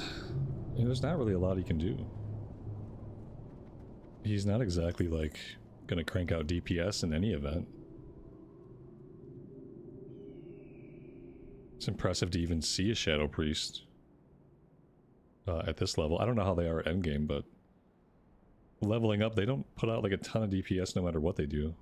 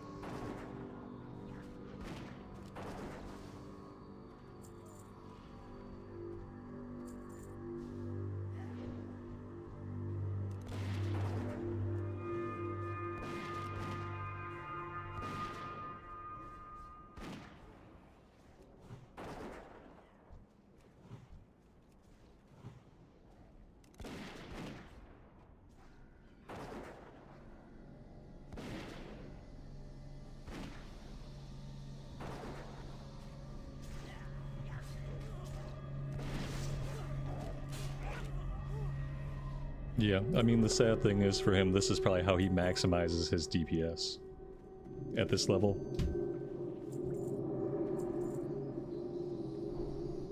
It was nice of the group lead to bring him along, unless he is the group lead. He's not, so he got lucky. You don't see a lot of Shadow Priests queuing up his shadow while leveling up.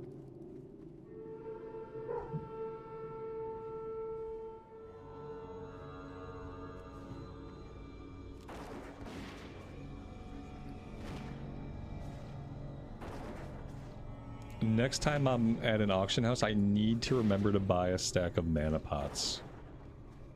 We really, really need mana pots. Mainly just for dungeons, but really just for any time.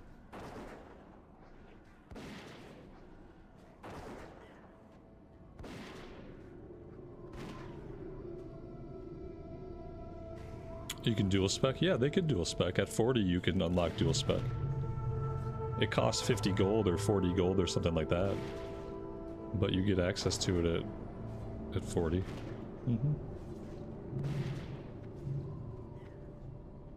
Yeah, the Hunter is a real mana hog, absolutely. It balances out though in the sense that we don't need to have mana to do DPS. We can be out of mana, we can auto attack and let our pet do his thing, and we still do a really good amount of damage. But obviously sometimes you want to be able to push some buttons along the way too. And so that's where having mana comes in. But luckily, like, being out of mana doesn't put us on the ground the way it does a mage. Or even like a warlock. Although warlocks can obviously just convert their HP into mana and rely on the healer to keep them alive.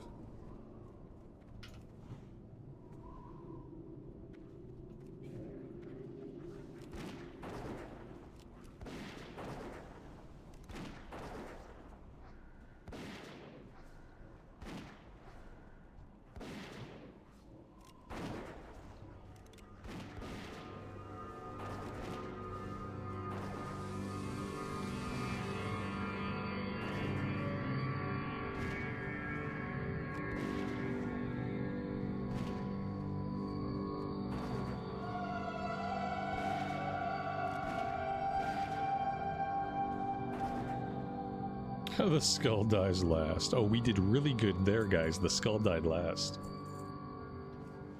Beautiful. Beautiful work.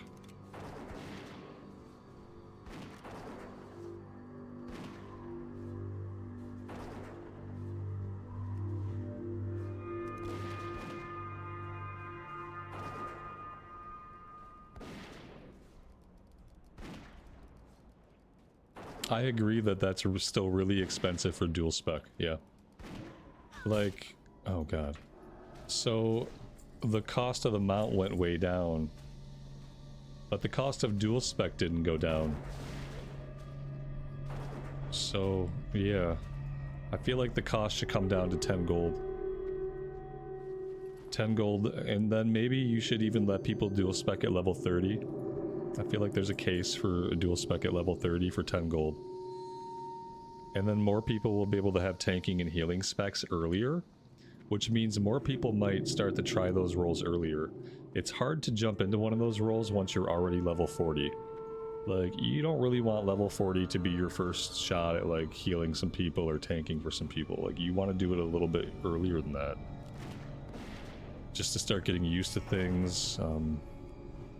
You know, the earlier the dungeons are, the easier they tend to be, etc. I would say, hey, just let us have dual spec at 20. Even that could be good. Get people into those healing specs and tank specs really early on, and just let them go at it, and then see what happens to the game. See how many tanks and healers we have if we open up dual spec at level 20 for 10 gold, for 5 gold. Just make it available to people. Could go a long way.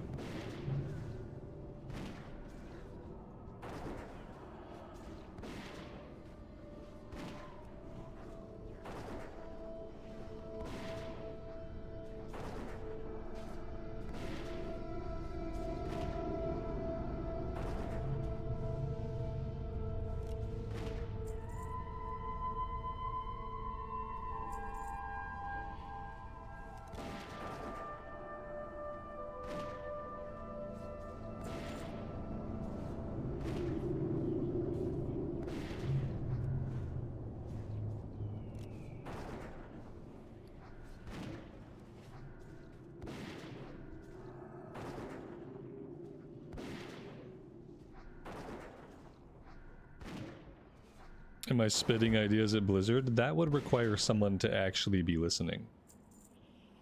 Which I think we all know is not the case.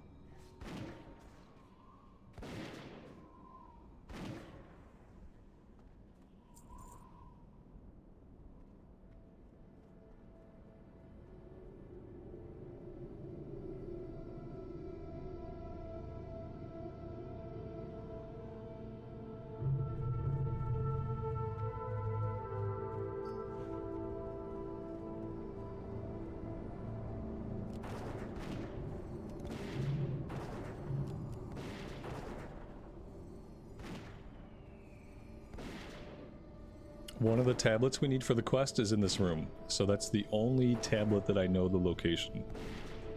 There's one more tablet somewhere else. But I am gonna go grab this one now so we don't forget.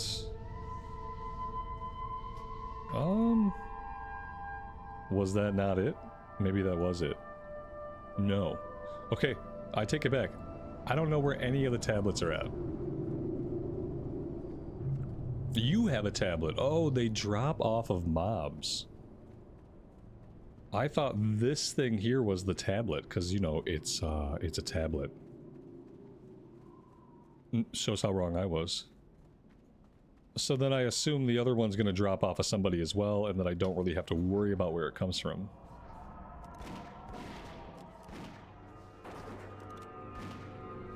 Maybe they would listen to me if I became a WoW ambassador. Wow. No, I don't think so. I don't think so. Probably not. It's a thought, though.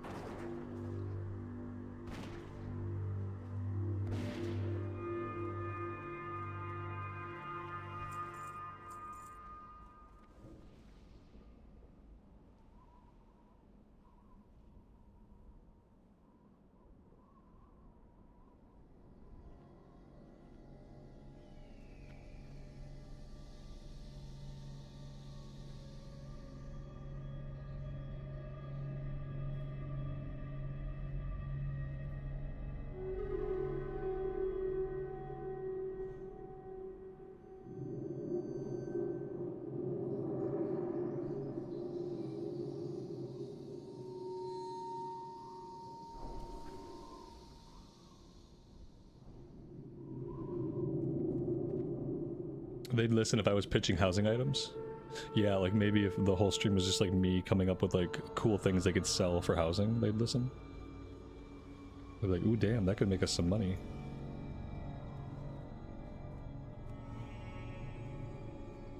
I think they've got that part figured out. I saw like the housing bundles they have now, and I think they have already figured out how to make quite a large amount of money off of housing. Maybe even a disgustingly large amount that we'll never even know about. Yeah, I think they got that on lock. I think that's, they hire people who can come up with ideas like that, but then that's why all the gameplay elements suffer. We're too busy worrying about how we can make money. And when all we worry about is how we can make money, it becomes really hard to make art. Which is what a game should be. At its core, it should be art.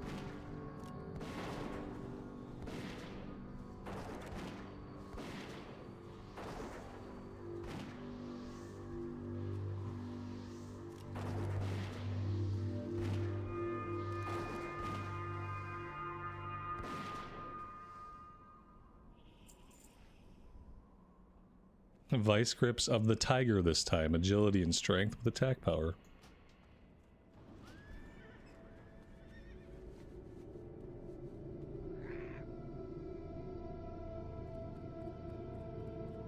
Larry, welcome to the stream, buddy. Thanks for joining us today.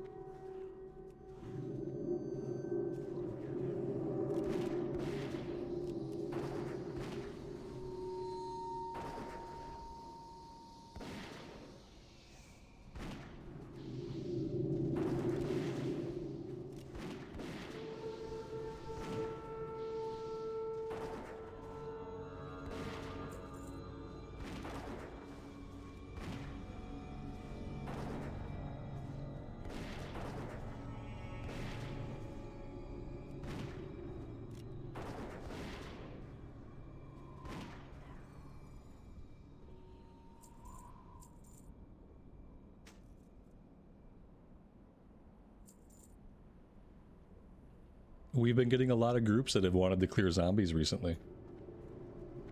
I think we've only had one group that skipped it. It's nice to see.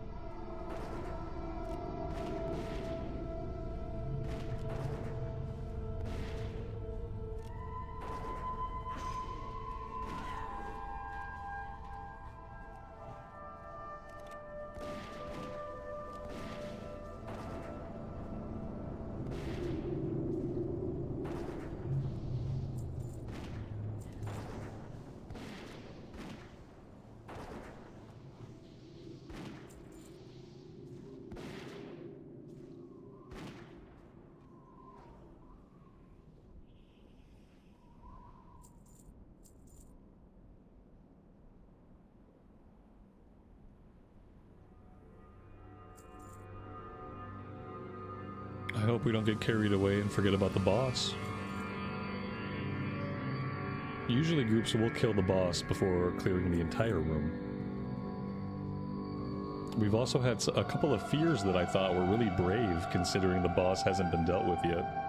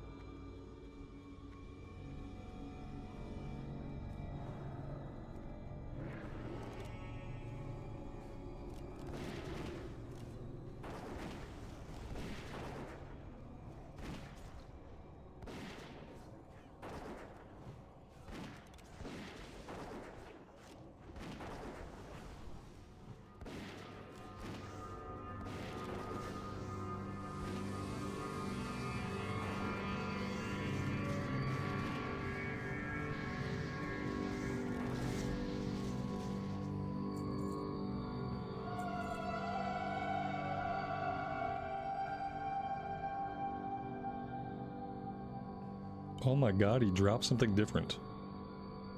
We got a staff with 10 stamina, 10 intellect, and damage and healing by 21.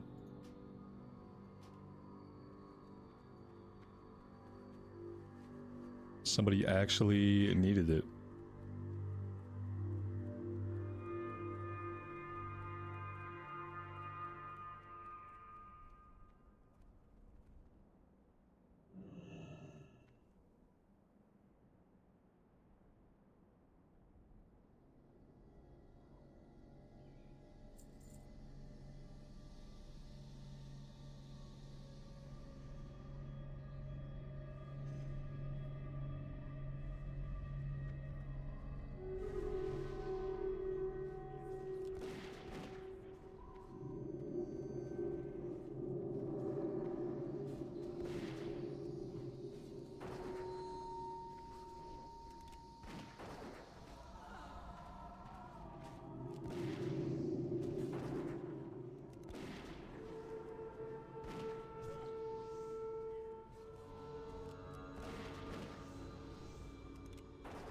Fearing out here is a really bad idea, as we're about to experience.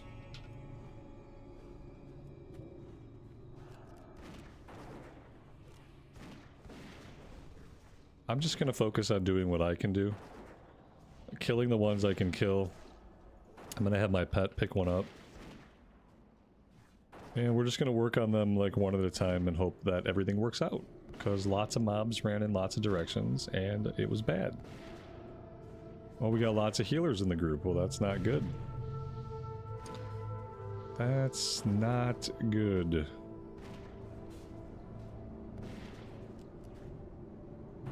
We've got even more lovely friends joining the party.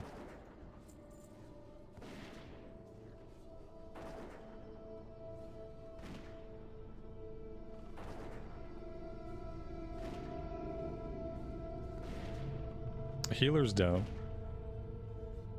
Warlock's about to go down.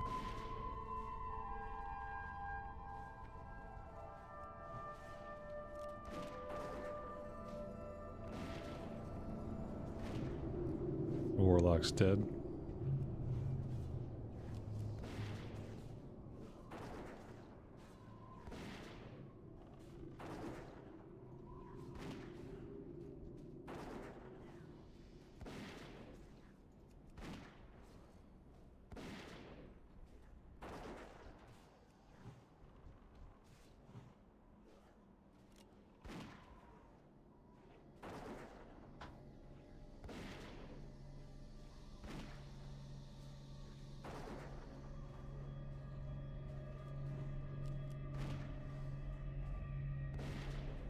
Thanks to the Shadow Priest, we had some backup heals.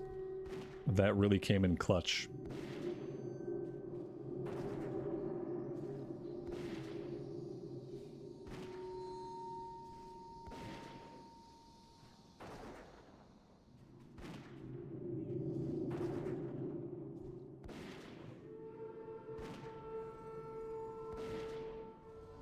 That's one way to do it.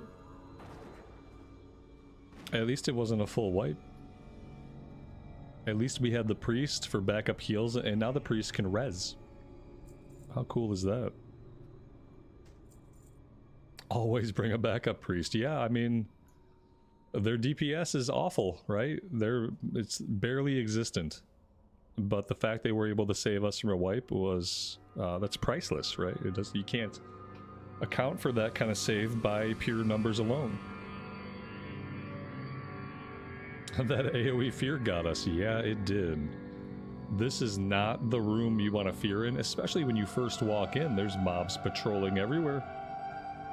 Everywhere you look, there's mobs in here. Warlock problems. Well, I mean, I'm assuming it was the Warlock who feared, but I guess it could have been the priest who feared as well.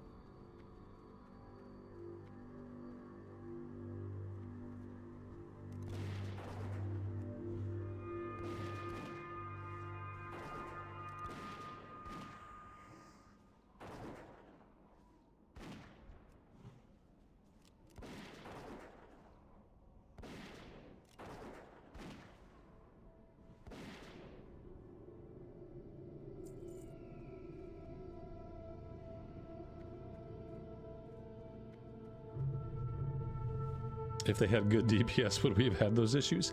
In this case, we might have. Yeah. In this case, just because it seemed to be like somebody pressed a fear button they shouldn't have. So, I think in this case, the problem would have been the same.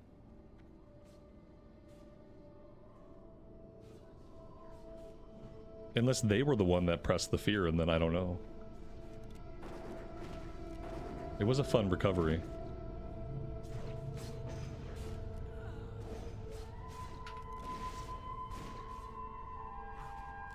It's like they didn't learn their lesson. Like, they're like, well, I'm gonna keep fearing. Now that I know we can handle anything, I'm just gonna keep fearing. Why stop now? You know, we've already handled the worst of it.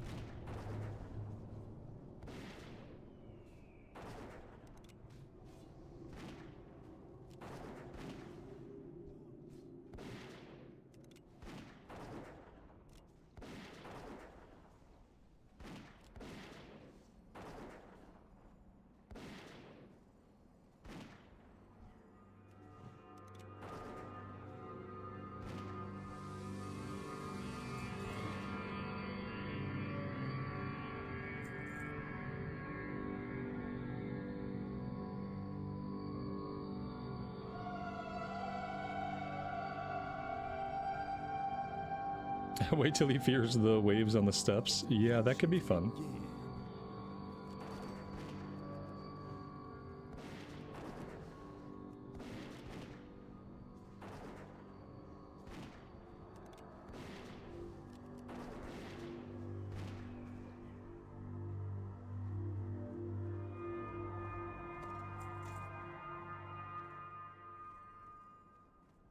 What can I do for you? Be careful.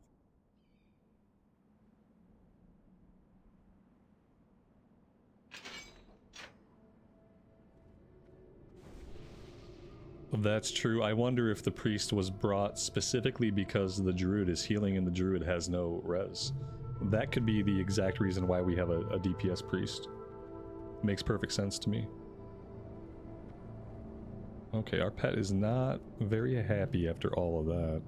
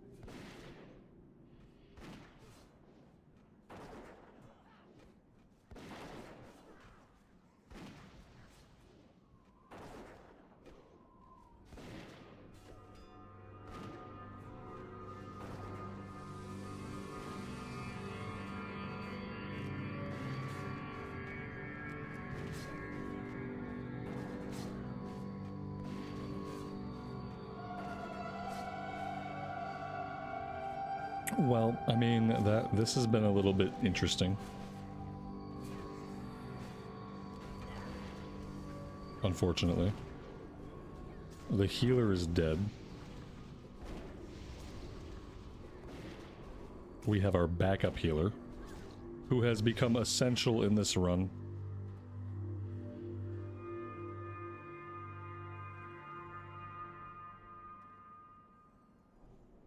We might have a minute here to res.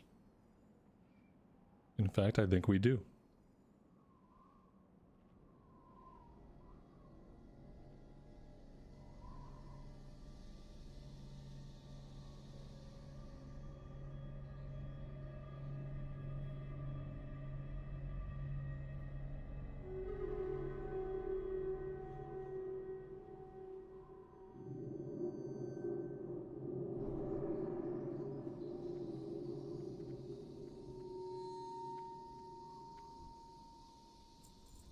Oh, there we go.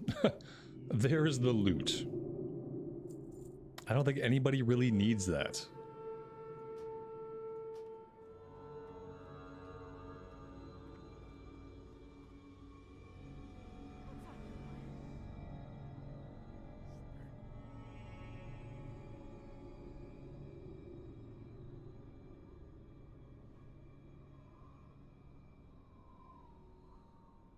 All right. I stand corrected. The Pally wanted it, assuming that he wanted it for like soloing. How are ya?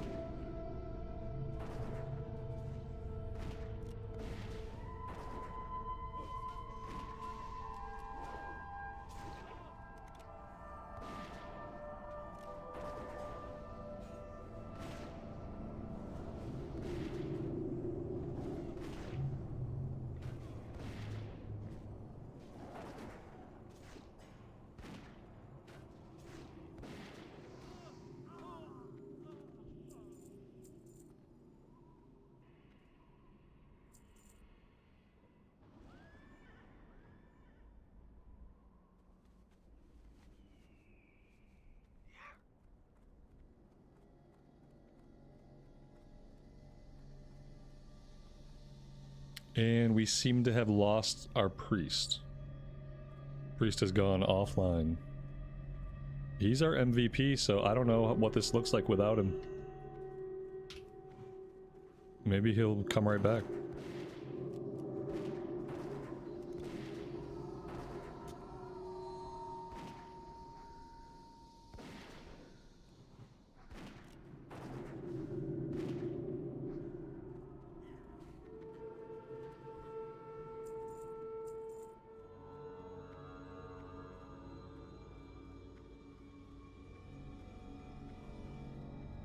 He hasn't come right back.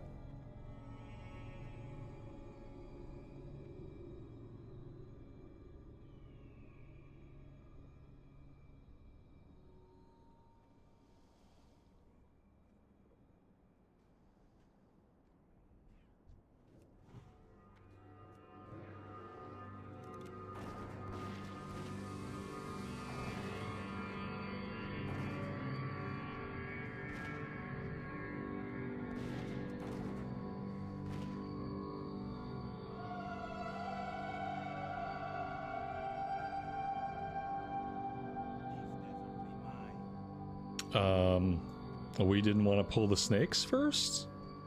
I've never seen this pulled like this without the snakes being pulled first. I'm gonna put myself back here. Because I don't know how this is gonna go. Didn't know you could skip the snakes like that.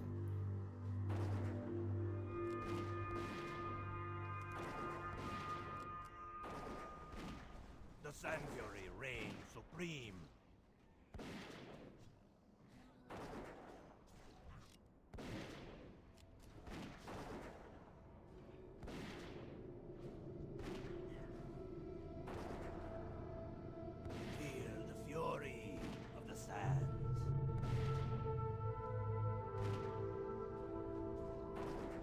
Apparently it's fine. Apparently you can just ignore the snakes completely. Or the imp can aggro them on accident, and then you can deal with them after the boss. But if you don't have an aggro imp, you can in fact simply ignore these guys, it seems. We got a staff that nobody needs. A lot of stuff in here that really isn't good for anybody when you think about it. It wasn't me. Yeah, for once it wasn't the hunter that ruined things. Nope, this aggro was on the imp. He just turned to his left and started hurling fireballs. For no reason. He must have been on aggressive. We know how that gets. Why take the time and effort to command your pet when you can simply put him on aggressive and hope for the best? We do that sometimes. I've been doing a lot less of that since we wiped that group twice. We have not really been using as much of our aggressive pet stance. I soft learned my lesson.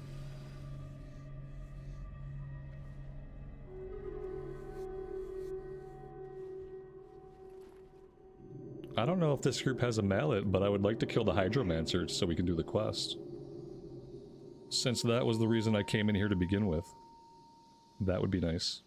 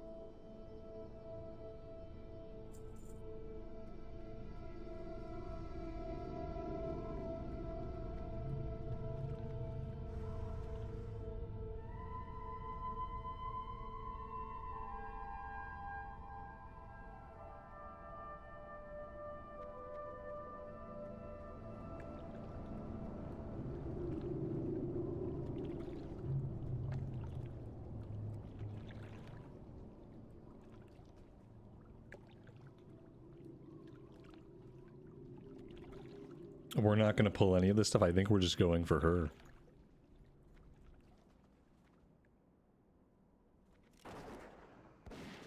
He should really pull that back a little bit. Yeah, let's maybe even pull it back a little bit more than that. Okay, I guess we're fine. There we go.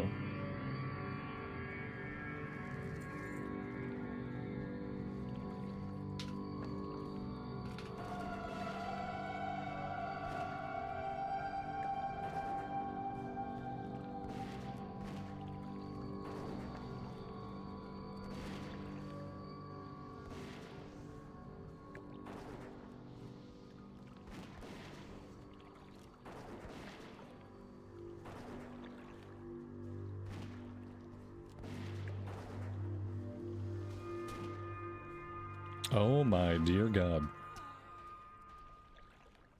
We got snuck up on by a patrol.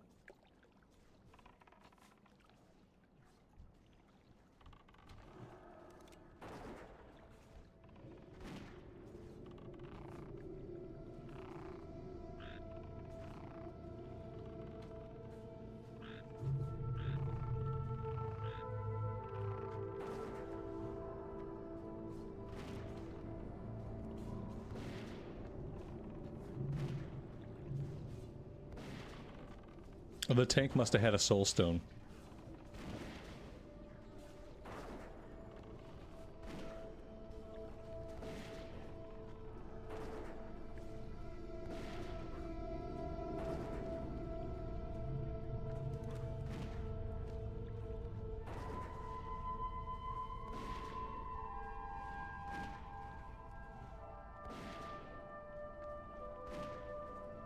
Was it a battle res? Oh, okay. Very nice.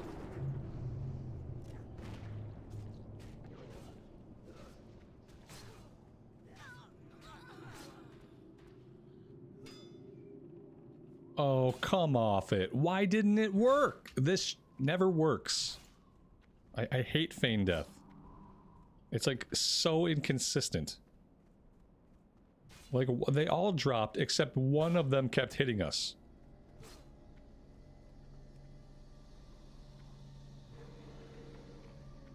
Here, why don't you eat that? Oh, we're not dying in this place. We got a couple seconds and we're gonna feign death again and it better work. There we go. Yeah, I think that's the end of the run. They don't have a mallet, we're missing a DPS, we seem to not really be able to do things competently without the priest around. So, I think I am gonna get out of here. He put me in combat again. Son of a biscuit eater, you... I should have known that was coming.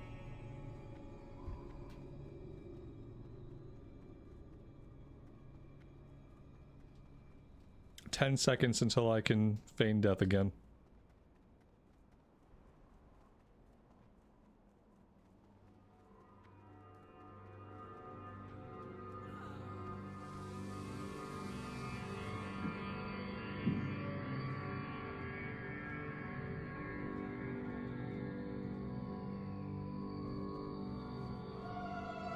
There we go.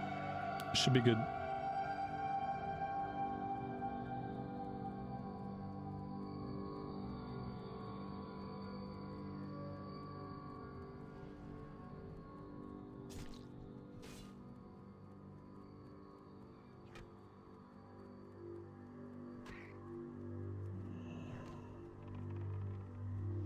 Wow. What did he do? How did he just disappeared. He just like straight up vanished and they were all back on us. Alright. There we go. Can we please just get out of this place alive? That would be amazing.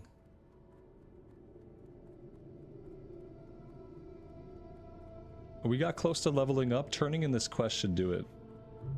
Assuming we can make it out of here alive. Mr. Santa says, and I still don't know what the mallet is. The mallet is just an item that you get from doing a quest in the hinterlands. And the mallet item allows you to summon the boss out of the water pool. Like the big Hydra boss that we sometimes fight. You do a quest in the hinterlands, you get an item that is a mallet. And then you use the mallet to bang on the gong, and then the gong summons the guy. That's it. It's just an item to summon an additional boss. That's all it is. That's what mallet is.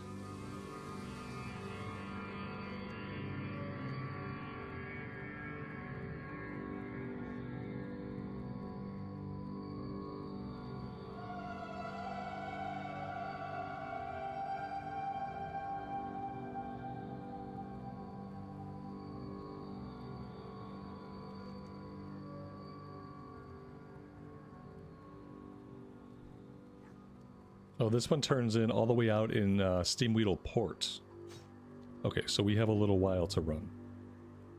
After that, we can hearth back to Orgrimmar, and we can continue our journey into the hinterlands. We gotta get over to Undercity, then jump on a flight to Hillsbrad. We're gonna hit level 50, so, like, what are we gonna learn at level 50? Distracting Shot 5, Serpent Sting 7, Track Dragon Cannon Volley 2. The only thing there that's useful in any way is Serpent Sting 7. So we will get that when we're back in Org.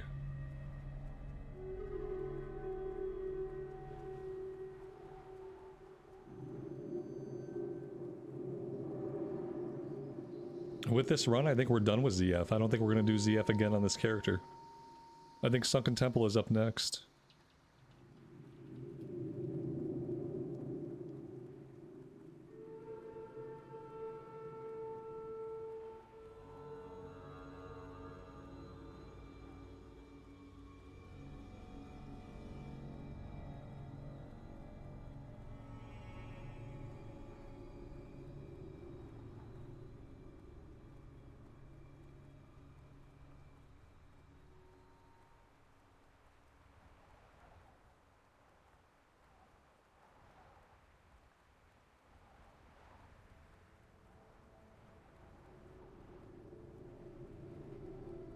We already have the carrot. The carrot was from the... Oh, the Gazrila quest. Oh, yeah, yeah. So when you summon that boss, that... Yeah. When you use the mallet to summon the boss, and you kill him, and you turn in that quest, then you get the carrot. Right, which is actually a really useful trinket. Increasing your mount speed by 3%. It's worth it when you don't have another trinket.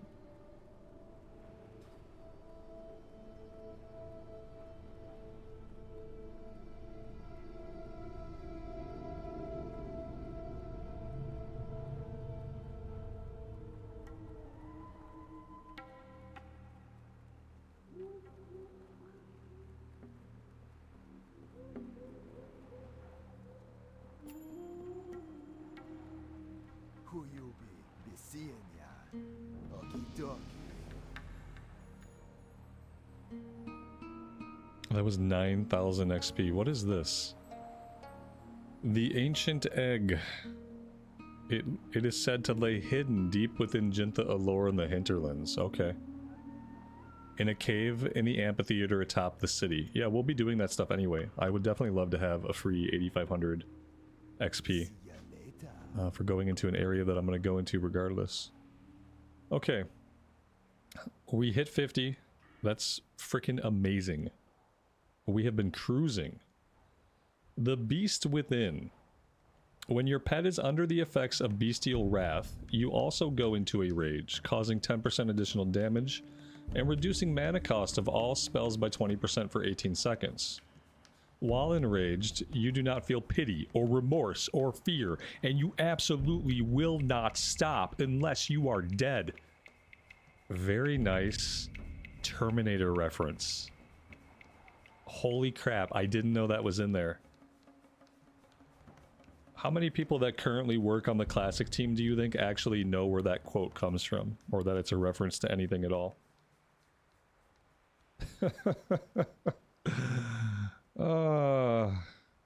Okay. That's awesome. I'm gonna take this. I don't really like... It's okay.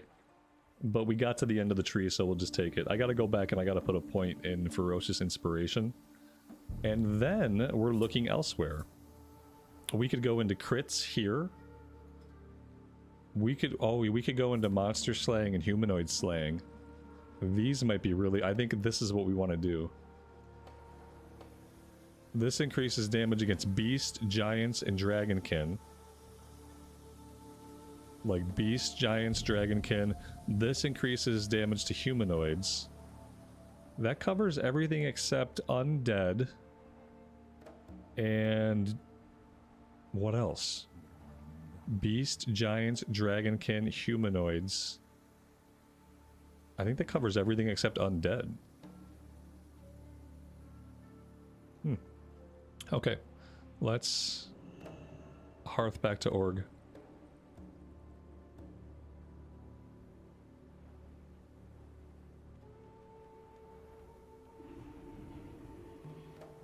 Mr. Santa, enjoy. Have a good rest of your night, man.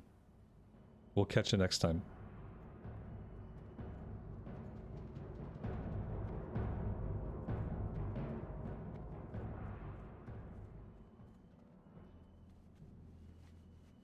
Alright, so level 50. We want to equip our new bow. I'm gonna store... I mean, I guess I could just store the ammo. We don't have to trash it, I guess. We could just put it in the bank. What are you looking for? Like so. Swap this out. We could probably put the ammo pouch in the bank for now, since we won't be needing it.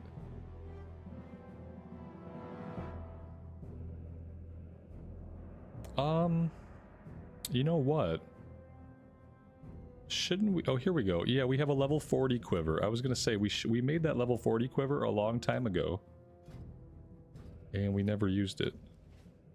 Okay. For the Horde! I'm gonna go ahead and... I'm gonna bank this gun for now.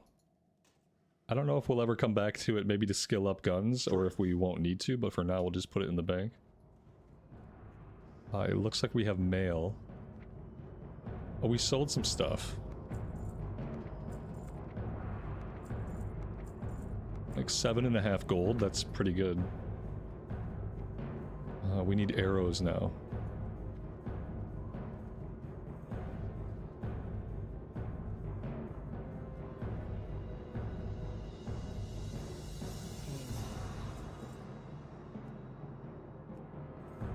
She doesn't sell arrows. I mean, it's guns and ammunition, so I guess that makes sense. In that case, I have no idea who does. Is there just like a general goods vendor somewhere? Huh. Okay. Well, I guess we'll worry about that in a minute. Let's go back to the hunter trainer and learn our level 50 stuff. The bowyer. Yeah, there is a bowyer somewhere out in that area. I don't know where. I've seen them. Maybe they're on the other side of the bank.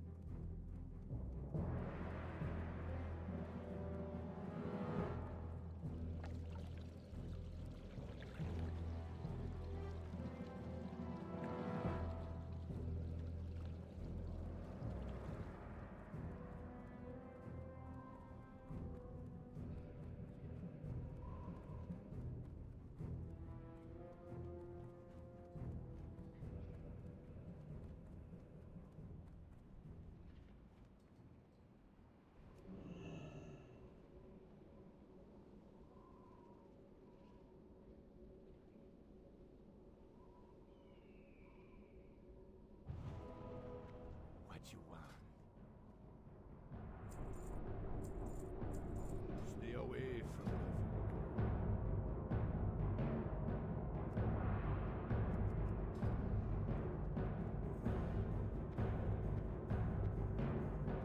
the strength and honor. Strength. So.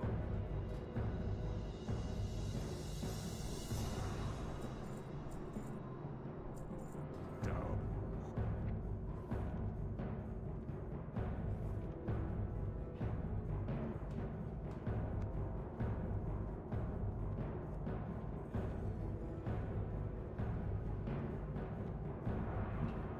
You'd think there'd be somebody that sells ammo back here by the hunter people.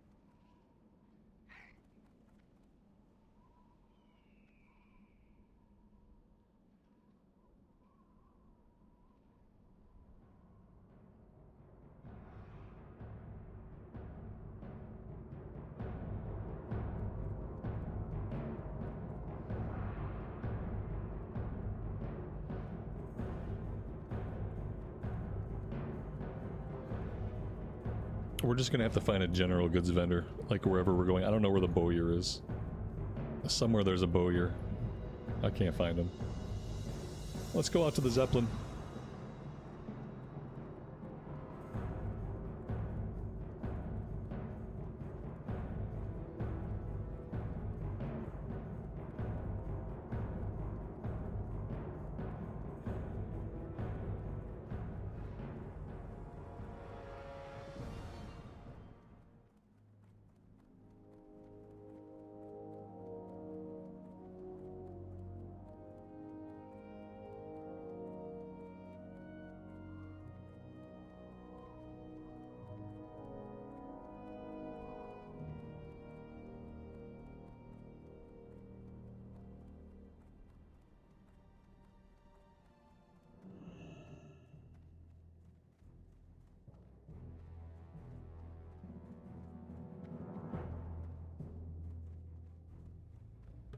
Well, that was pretty good timing.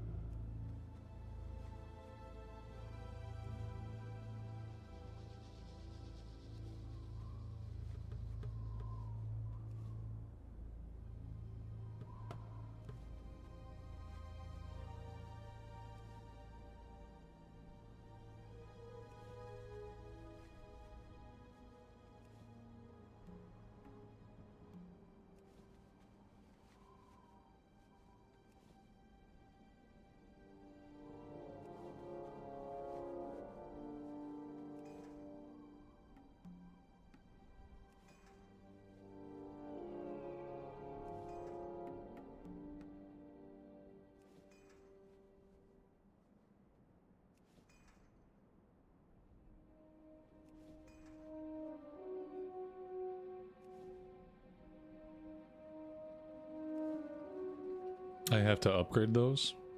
What's that, the bandages? It's heavy mage weave. I can't upgrade my mage weave any more than it already is. I'm already making heavy mage weave. And so for right now, green is as good as it gets. The next thing that we'll be doing that's yellow will be rune cloth. However, we haven't been getting any rune cloth yet. So I know it's green, but it's still worth some skill ups, and I can't do anything else useful with it. And so that's why I'm just crafting them.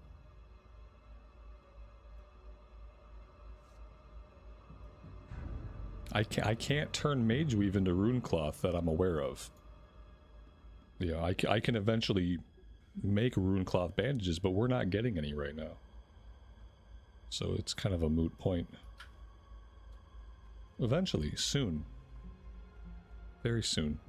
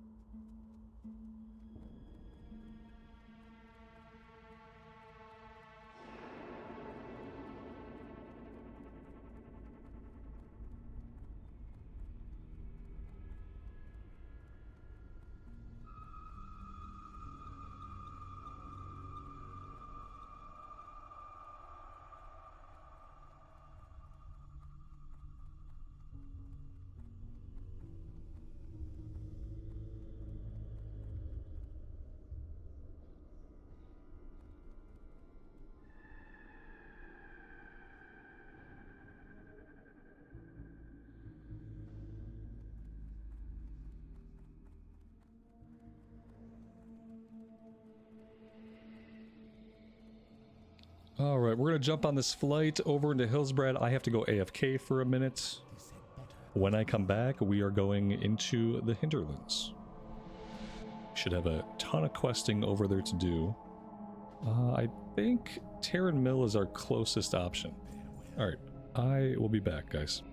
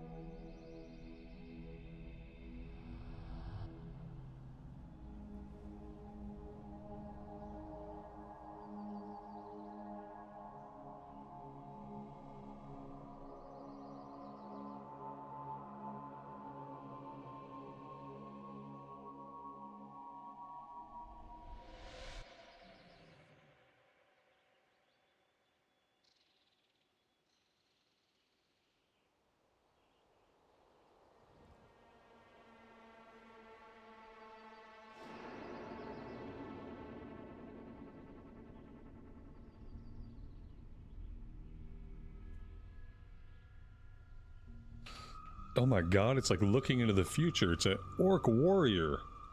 There we are, guys. Oh, wait. Wrong playthrough. There we are. Starlord, thank you so much for the 10 months. I really appreciate that. Thanks for joining us today.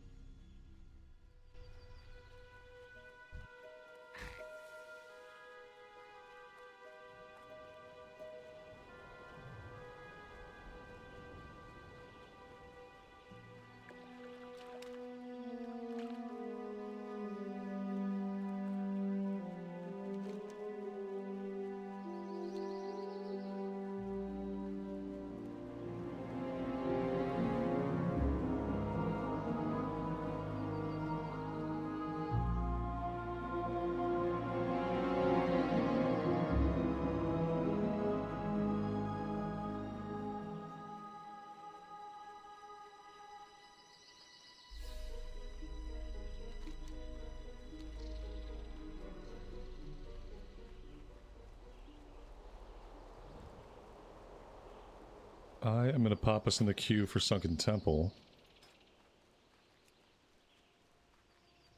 And we'll see how that goes.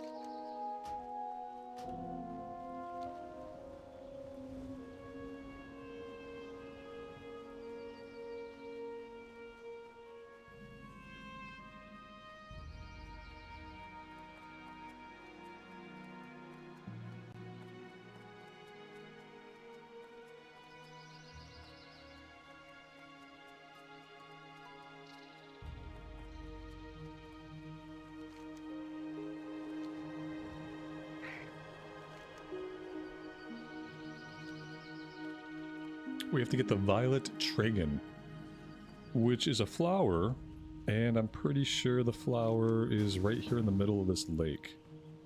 Ooh, an invite. That was really fast. Okay. Hallie and another warlock.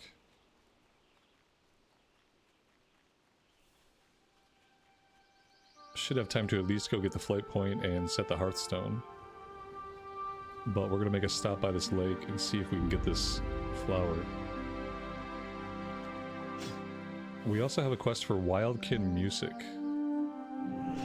At least I think we do. Oh my dear god.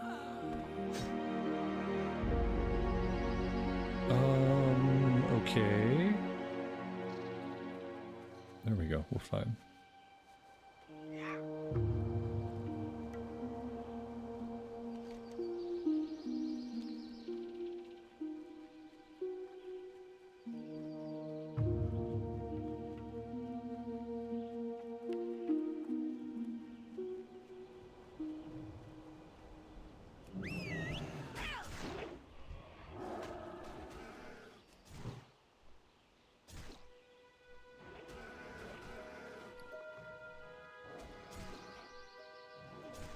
I don't have arrows.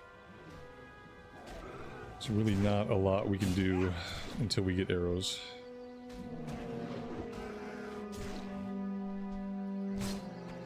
I could have got some back in Hillsbrad. That would have been the smart thing to do.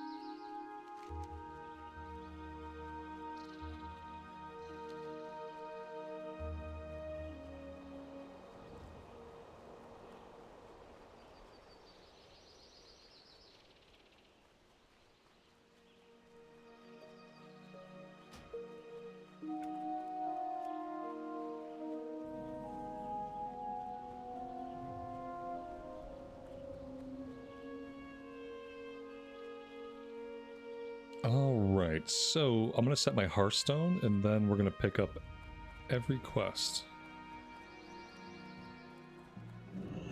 Then we'll figure out what we're gonna do in which order we're gonna do it.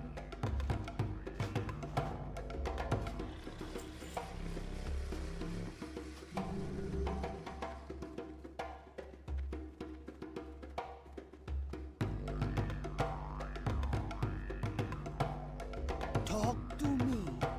Okay, okay. You be careful, man. Stay away from the voodoo.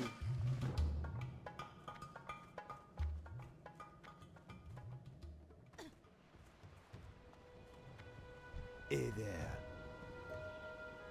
Oh my god, how many quests can one guy have? Be seeing ya. 10 Silvermane Stalkers, 10 Howlers, Okie dokie. 20 Savage Owl Beasts. We can pair that up with the Wildkin Music. Be seeing ya later. Avenging the Fallen, Killer Razorbeak Skylord, See ya later. and Separation Anxiety. Recover his twin brother's remains. Be seeing ya. Alright, this zone's going to be really interesting without Questy. It's been a very long time since we've done this without Questy. Couple of wanted posters. I'm gonna potentially run out of quest space. Hey there. See ya later. Message to the Wildhammer. Yeah, we're gonna run out of quest log space. Me got the good stuff, man. Kind of have to figure out what we're gonna drop.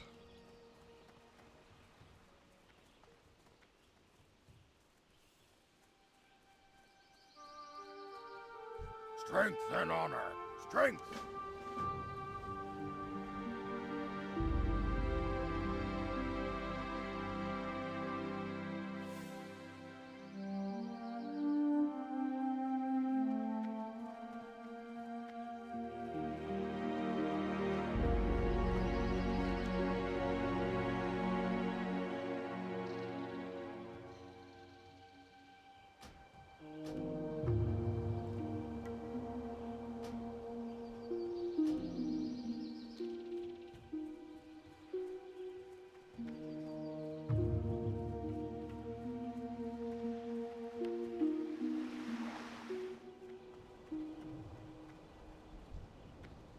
Me got the good stuff, man.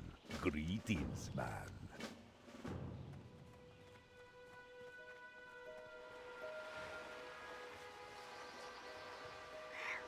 I mean, I guess the easiest thing to do is just to head out and we'll start killing turtles. I think we need turtles, don't we? Saltwater Snapjaws. 15 of them. There may be a named turtle for us to kill, and then we can go find Lard's lunch. I think that's how we're doing it. Flight Master? I'll get it next time. We have our Hearthstone set, so we should be good. I don't have... You know what I really need, though? Besides the Flight Master, I really need arrows. That's what I really need to do. That's the actual important thing I forgot.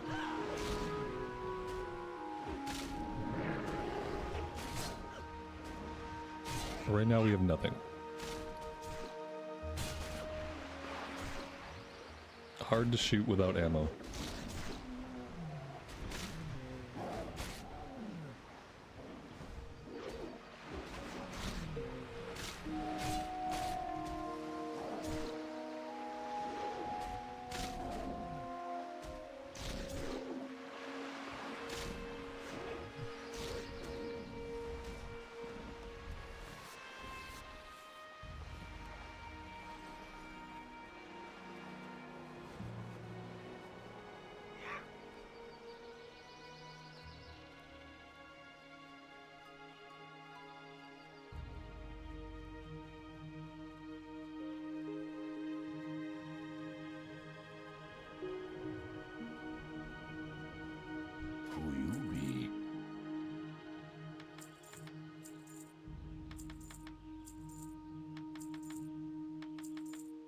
Be seeing ya.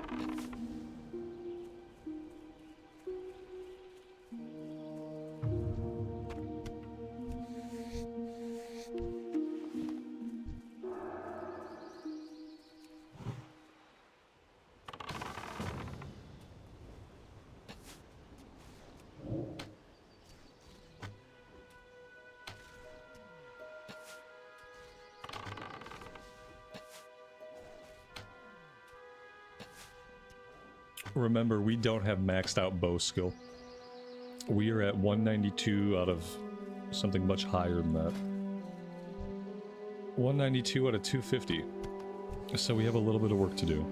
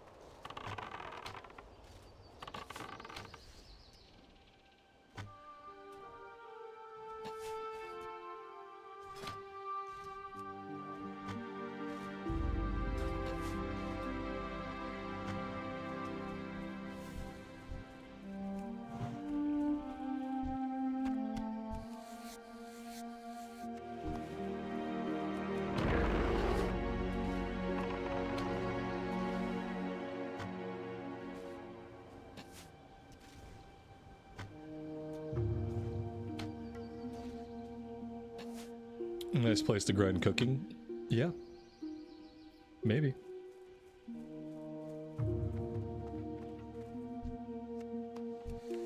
Definitely if we need to.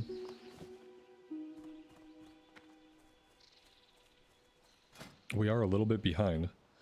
Ideally, we'd already be 225 and moving into 300s, but that hasn't happened yet, so... We can either farm it, we could probably buy it, the turtle meat.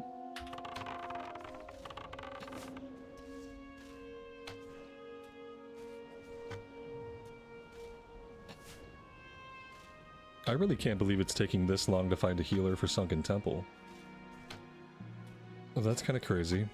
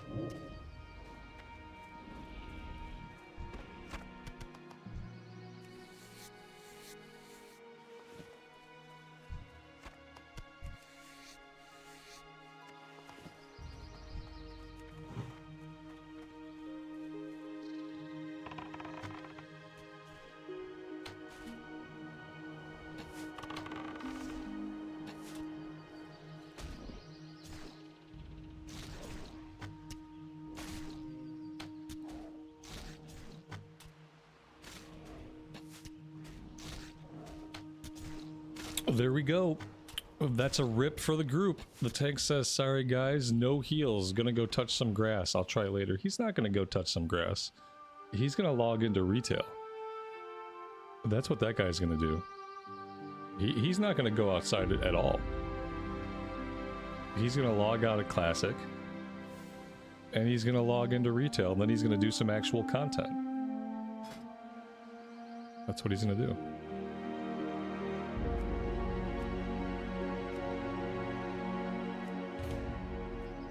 Alright, we're back in.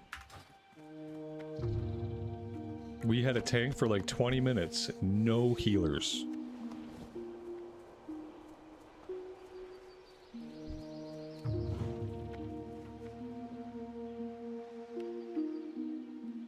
He didn't say which type of grass he was going to go touch. That's a good point, David. Right. That's a good point. Or what he was going to do with it after he touched it. Well, we don't know. Was he going to roll around in it or was he going to smoke it? We'll never find out.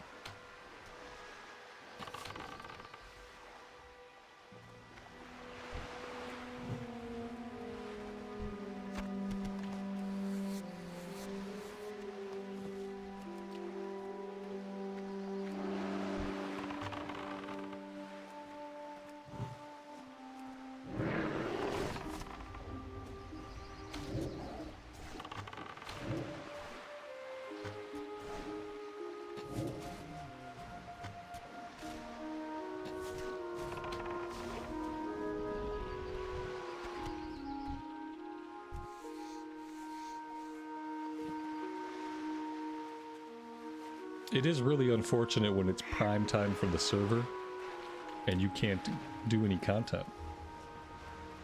Not that Sunken Temple's a really popular instance. Like, I kind of get why a lot of people don't do Sunken Temple. It's confusing. I don't think anybody really likes it. I don't know if it's anybody's favorite instance. But it just sucks to be, you know, we're playing during prime time and it sucks to not be able to get out and do many groups. We get like one group a day.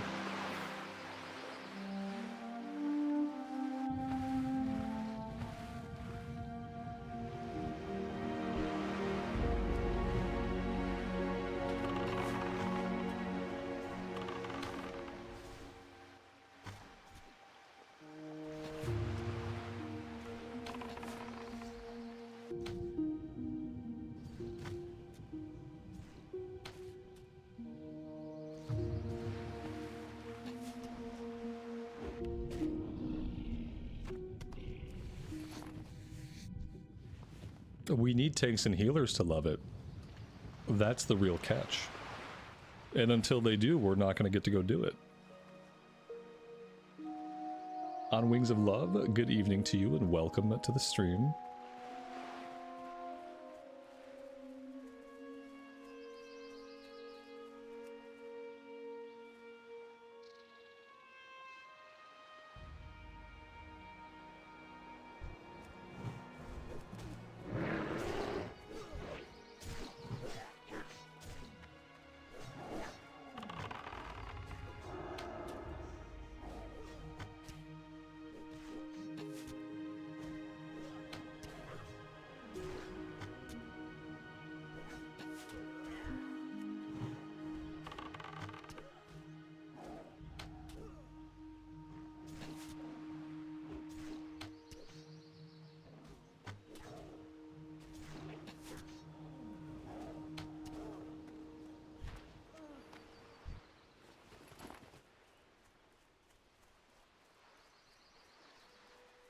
We have no inventory space, so let's go back, let's turn these in.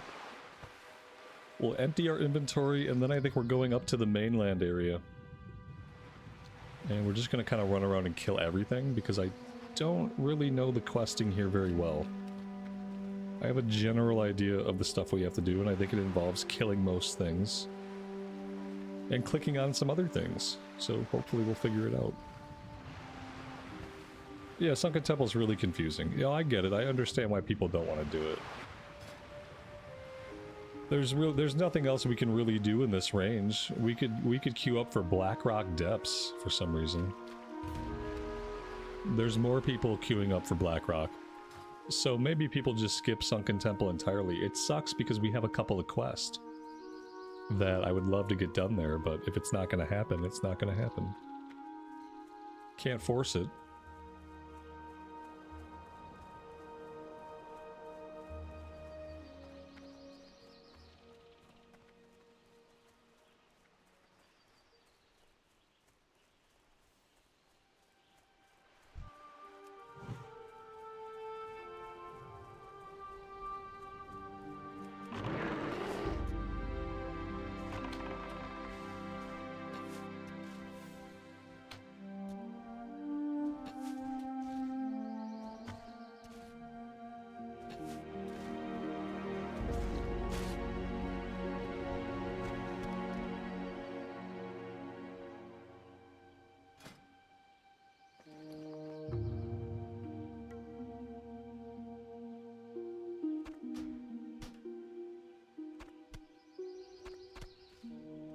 Okay, so our inventory wasn't full per se.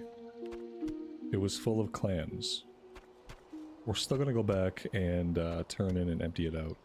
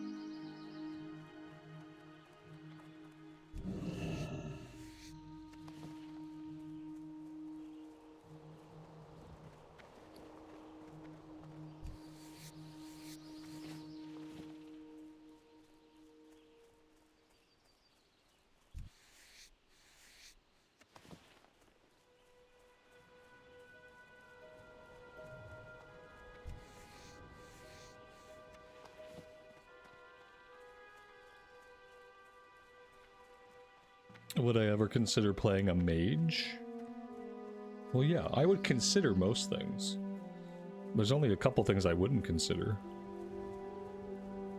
Now, like, when would that ever happen? I don't know. I really don't know what I'm going to play after this one. I have lots of different ideas, but I haven't decided on anything yet. I don't think it'll be a mage. But you never know.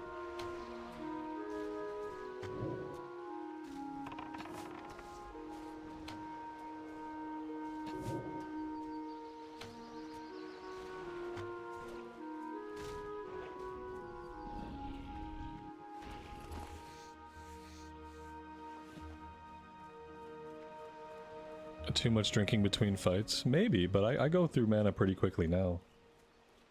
The mage gets Evocate. That really helps out. You get mana gems. That really helps out. Might be one of those classes that's best to wait till Wrath of the Lich King, though. By Wrath of the Lich King, most of those mana issues are non-issues. Zug zug.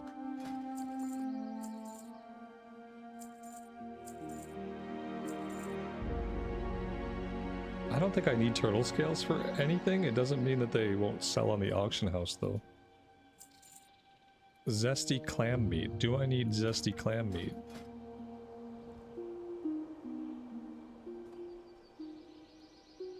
No. No, I don't seem to.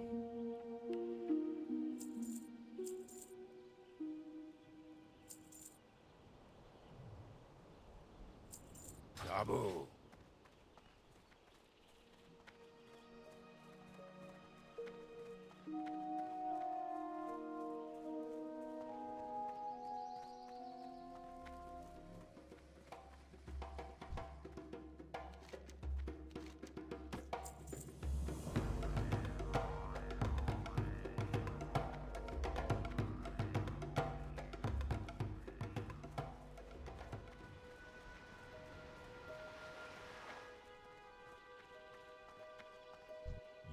Come get the voodoo.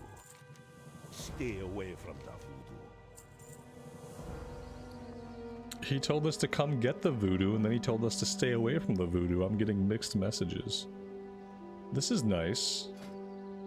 That's a new fishing rod for us. Which means we could probably get rid of the old one. Very cool. Alright, well. We are now sitting in the queue for Blackrock. Who knows how long that'll go on. And now we need to head up to the main part of the zone here. It looks like we need basically everything that walks or crawls.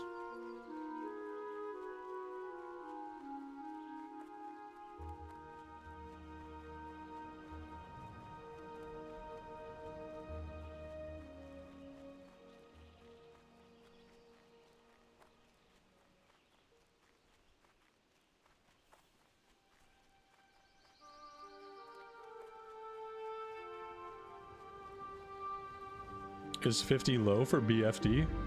As a hunter, no. As a hunter, if the queue lets you in, you're fine. And in fact, I would say, this is the way they've developed the game. If the queue lets you queue up, then technically you should be fine. Because if you weren't fine, then why are they letting you into the queue to begin with? That's kind of how I look at it, especially when playing DPS. If we can get into the queue, then we're fine. I don't know how to get out of this area, apparently. Somewhere there's like a little ramp. Maybe this is it right here. Yeah, that looks like some kind of visual marker I'm supposed to pay attention to.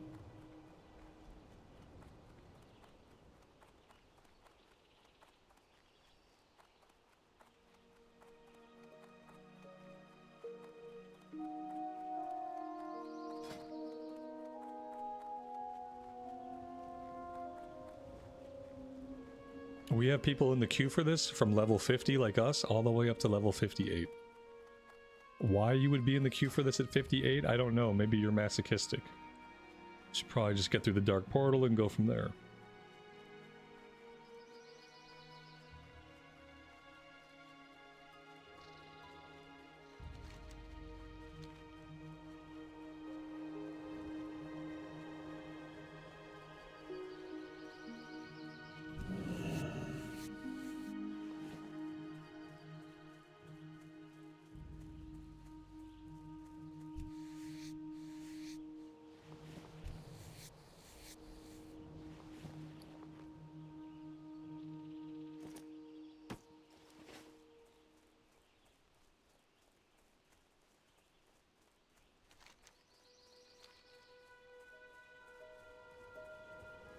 you're not going to get anything from Blackrock that you're not going to immediately replace by a green as soon as you step through the Dark Portal.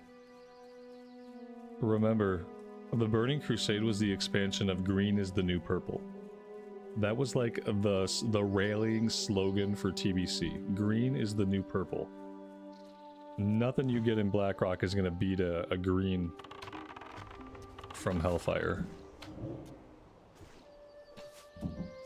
Maybe, like, all I can think of is maybe like a trinket or something very specific, but even then, it's, at level 58, it's probably not worth it to even worry about it. You got bigger fish to fry at that point.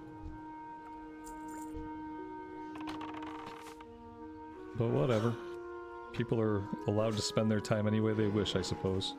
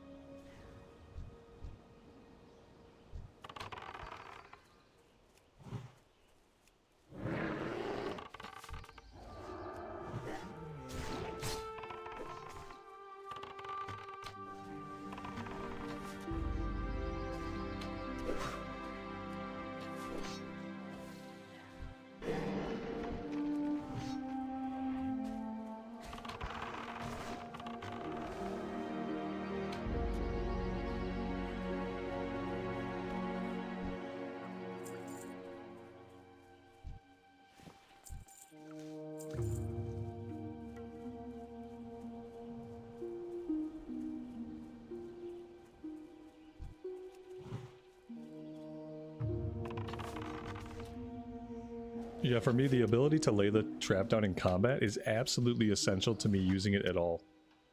Because when I had to plan it out, it's like, well, sometimes you don't plan it. A lot of times when you pull an extra mob, it's by mistake. And so in Classic Era, you'd have to just lay the frost trap. Like, every time you might pull additional mobs, you just had to lay it out.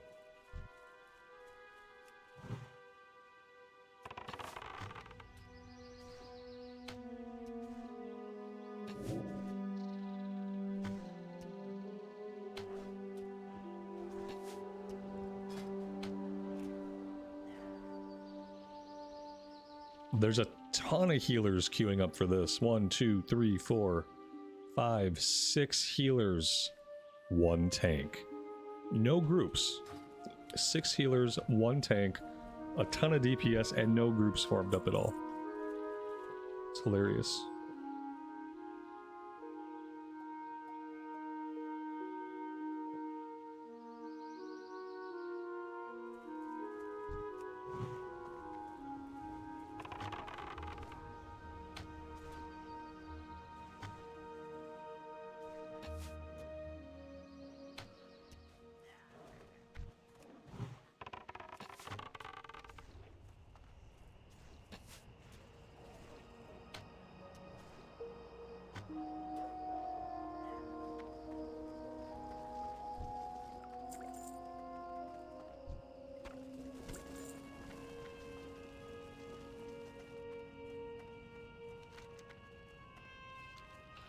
There was only some way to put a group together automatically. Like some kind of tool that could group a player up and bring them to the instance. Oh, yeah, something like that. Nope. Not today.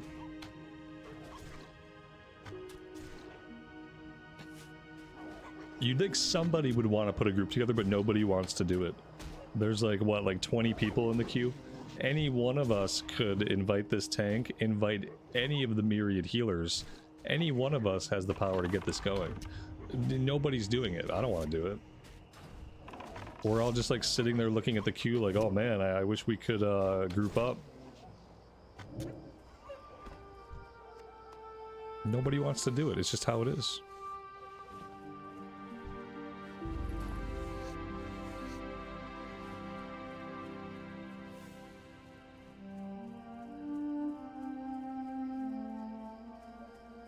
I think there's also an implied expectation that if you start the group and you're the group leader, that you're going to be available to help summon.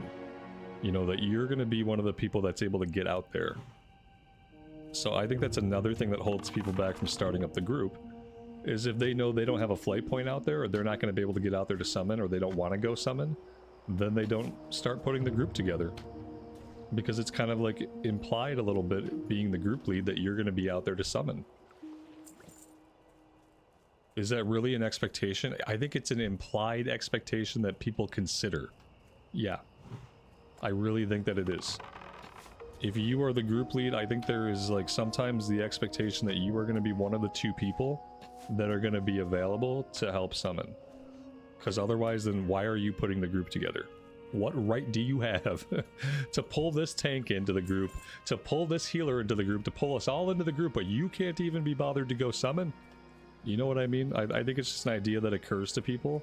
When they're making the choice of whether or not to get it to start a group themselves, they're going to think, well, I can't get out there to summon anyway, so maybe I ought to not put this group together myself. I think that happens. Yeah, absolutely. Like, why wouldn't it? Like, because someone's got to go summon. So if you're not going to be able to summon, but you're going to invite a bunch of people, you're relying on them to go summon, which seems kind of rude when you think about it. That's the problem, is when it comes to like leaving it to us to put groups together, leaving it to the player, there's too many weird social things that can happen completely in someone's imagination that could stop them from doing a group. Too many weird considerations could come up with individual people. And yeah, that's just kind of how humans are. And so there's all kinds of reasons not to start a group. I can think of more reasons to not start the group than to start it. You know?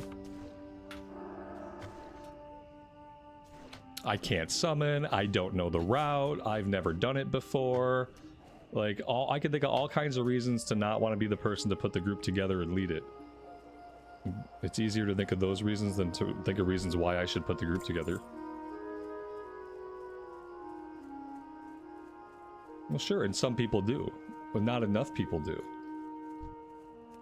You know, we're generalizing. The problem, it's a big enough problem that it's a problem. And it's not a problem for everybody, but it's a big enough problem that it becomes a problem. If it weren't a big problem, we would see these people grouping up. Sweet Bull here could group up with Zayatama. Bortem here could group up with Sporalis.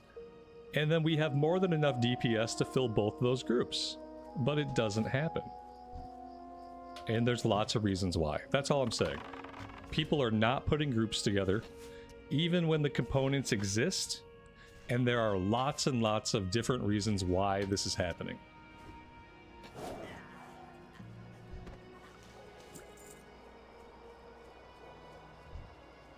And it seems to be happening more and more each day. It's definitely not a problem that's getting better. This reluctance, or whatever it is getting worse.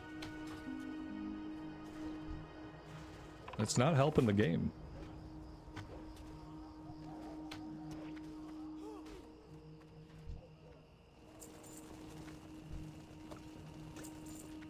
I guess my question is, like, does Blizzard see this? Do they really see all this and think, like, well, this is working as intended? Like, could they look at this and think, yes, this is how we want the game to be. We want there to be 25 people sitting in the queue for an activity, and we don't want any of them to actually go on the activity in a timely manner. We want 25 people sitting in the queue for an activity, and we want them to stew for a while. We really want them to sweat it out. Like, is that what Blizzard's mindset is? Like, I don't think so. That sounds weird. But then again, like, if they're looking at this, at the situation, like, oh, look, finally some groups got together. It only took like 20 minutes for some groups to get together. And so maybe they look at the situation and they think to themselves, yes, this is exactly the player experience we want for Classic. We really want people to sweat it out and not know if they're going to get a group or not. And I guess if that's their design intention, then so be it. We'll see how that works in Classic Plus. You don't have to feel bad. No one's asking you to feel bad. I'm just pointing out a situation. And that's all. And if you're too stupid to realize that what I'm doing is pointing out a situation and not bitching myself, then you're quite stupid. And you should just go away. I'll extrapolate on and I'll complain about and discuss whatever I want on my channel during my stream. Yep, I'll analyze any situation I want, pick it apart, and talk about it till my face turns blue if that's what I want. If you don't like it, get the fuck out of here. Go away.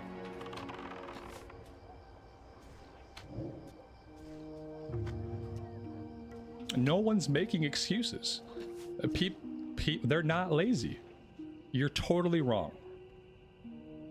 Totally wrong. People are just being people. Just because someone doesn't want to be the person to start a group doesn't make them lazy. Just because a person doesn't want to be the person to lead a group doesn't make them lazy. It's not them making excuses. It's just their personal preference as a player of the game, as a human being. They simply don't want to have the leadership role thrust upon them. It doesn't make them a lazy person. It actually doesn't define anything about them at all. All that it means is that they don't want to lead a WoW group. That's all it means. It doesn't have any other meaning, and if you think it has any other meaning, or that it identifies these people in any meaningful way, then you're deluded. It just means they don't want to do it. And they're all going to have their own reasons, but it's not that they're lazy, and it's not that they're making excuses.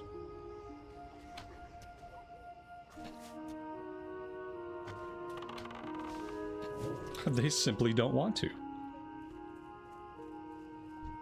You know, for their own reasons. And so what? Even if they are lazy, even if they are just making excuses, is it still not a problem that should be looked at? Because the problem is still there regardless of why it's happening. There's still a problem. And the problem is there's plenty of people to do plenty of content, but oftentimes the content doesn't happen.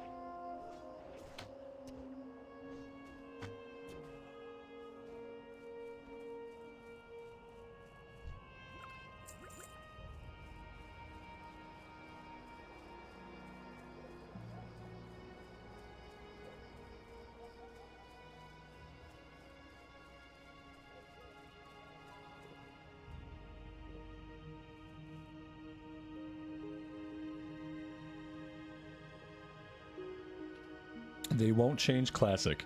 It's just the way that it is. If you want instant groups, go play a different version of WoW.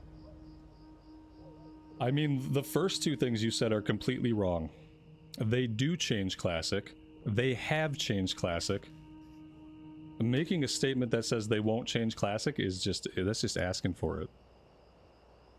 Because it's completely wrong. It's completely wrong, and you know that it's wrong. They have changed Classic. Gee, shit, what's this? Oh my god. What is this? Did they snuck in here and they changed Classic? Oh wait, having this thing at all. Oh look, what's this? Oh look, it was a change that they made to Classic. Really, man? Come on now. Seems like you're just trying to get a rise out of me, saying something that ignorant. And you succeeded, so congratulations.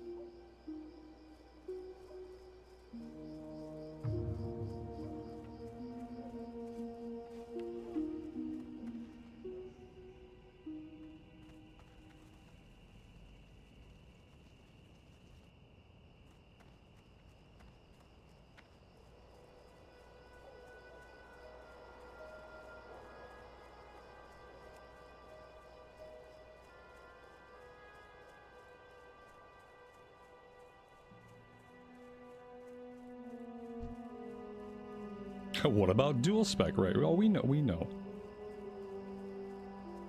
Right. No, we get it. It has changed. It will change. One day it might change again.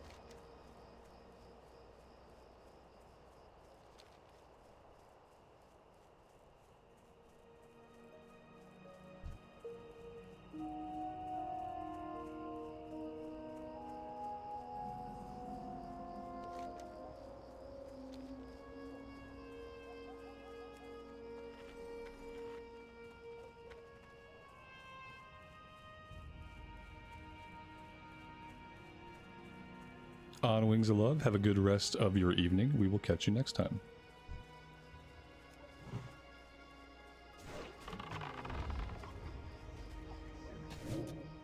You forgot edit mode. You forgot edit mode and every other thing that's changed about Classic ever.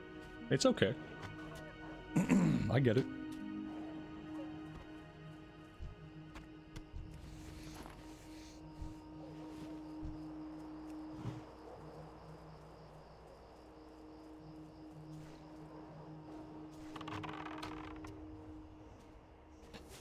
Oh, trust me, I get it. Loud and clear.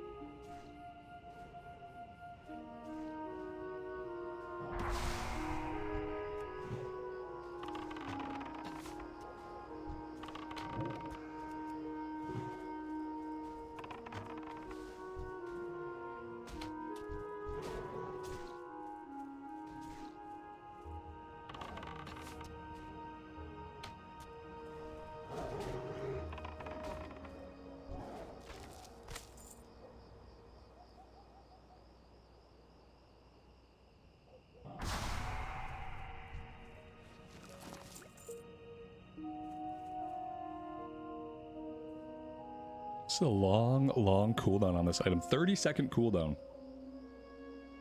I can kill them faster than that. Do we need you? I don't think we need you, but now you're kind of encroaching upon my space here, buddy.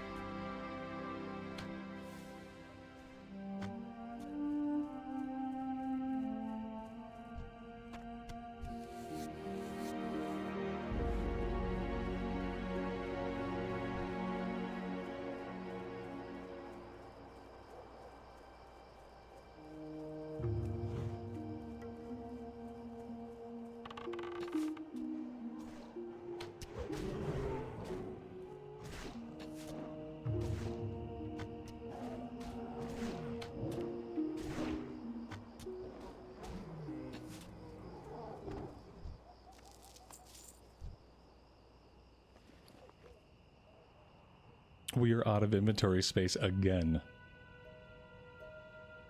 Oh dear God. Okay. Well, I mean, we're holding on to like so many quest items.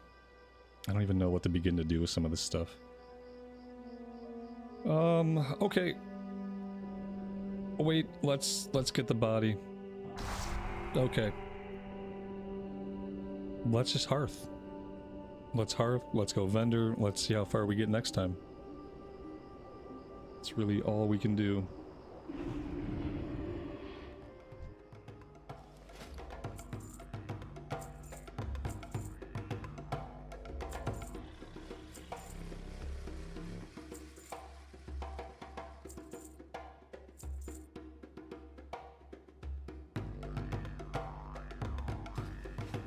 We can turn some of our thick leather into rugged leather.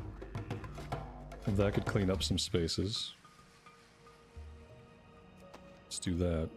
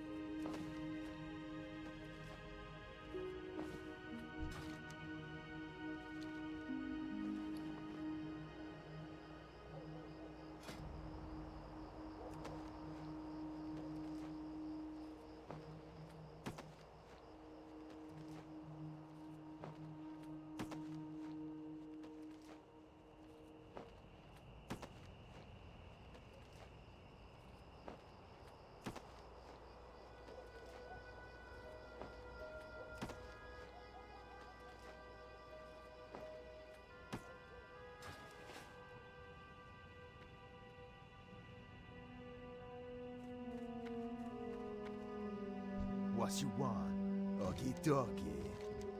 Later.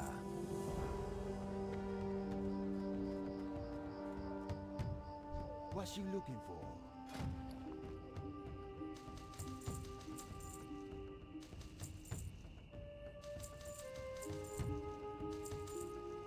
Okie dokie.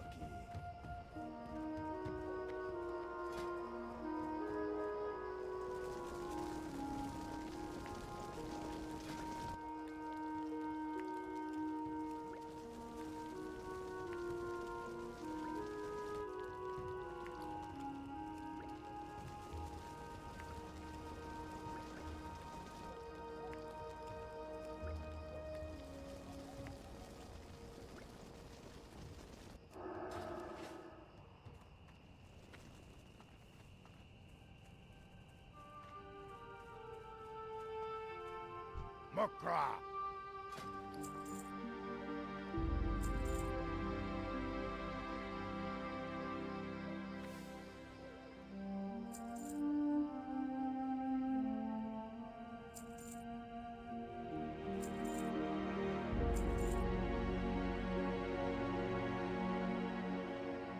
Victory! Speak.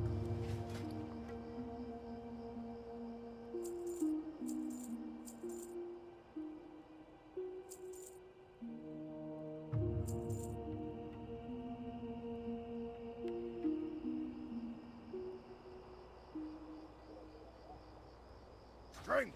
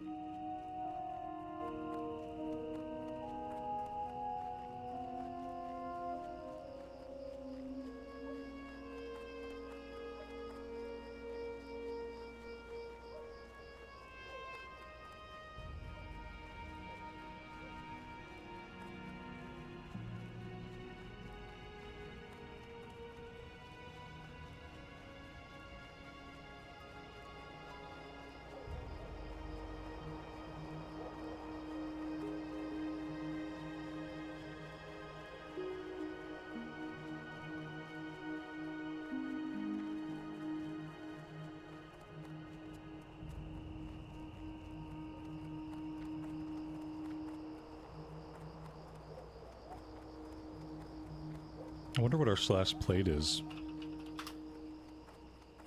So level 50 took 3 days and 6 hours. 3 days, 20, 40, 60, 8, 72... 78 hours? I think we're somewhere in the ballpark of 78 hours if my math adds up at all, which it may or may not.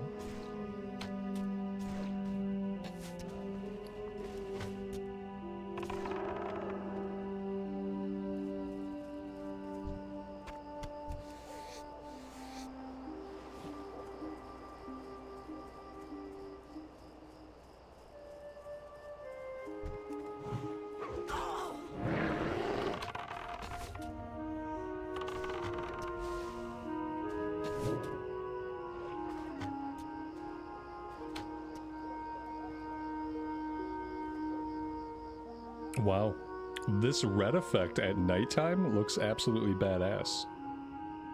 That looks totally different in the darkness of night than it does during the day. That's really cool.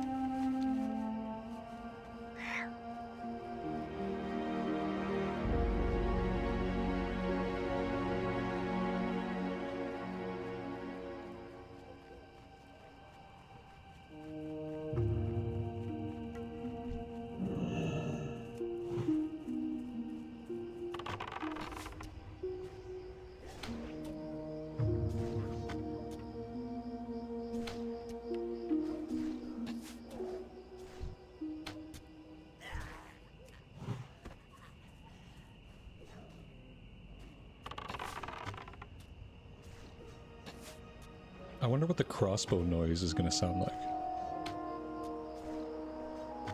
I wonder if it's going to be somewhere between the gun and the bow.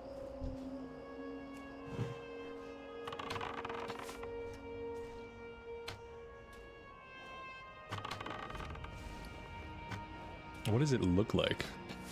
It looks like a very basic looking crossbow. Okay. Huh. What speed is it? 3.1 speed. Oh, that's really slow. That's like that's the slowest range weapon we've seen.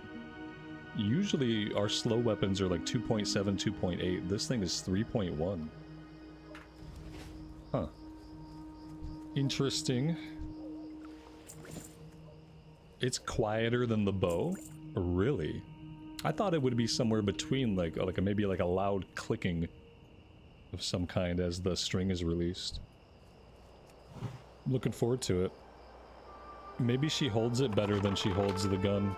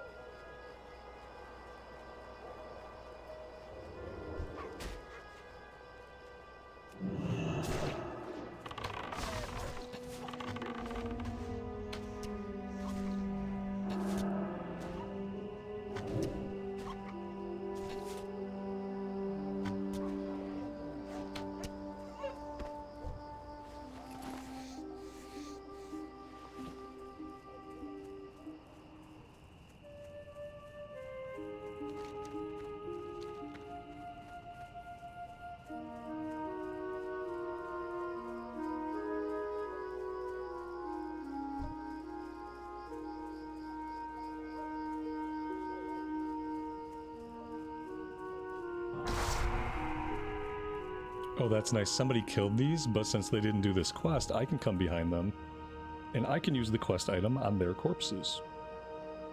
That works for me. I thought we had a kill quest for these too. Oh, for the savage ones we do.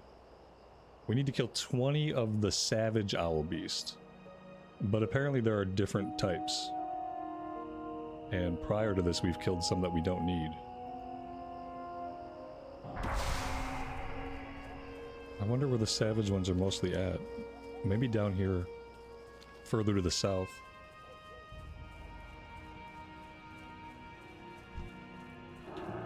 There we go.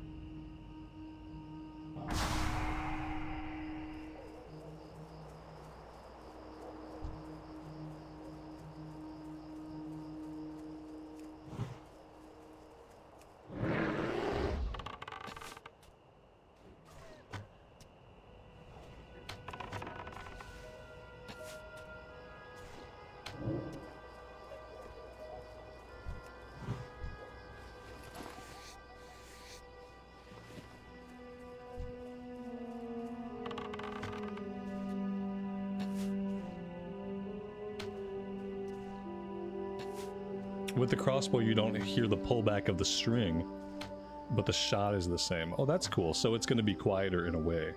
There's going to be less noise, because you don't hear that first part. But then again, though, we only hear that first noise when we Like the first time we start shooting. And then after that, we don't hear it. Where is that guy going? Where is he going? Weird. Maybe he was aggroed on that other player. Maybe he leashed.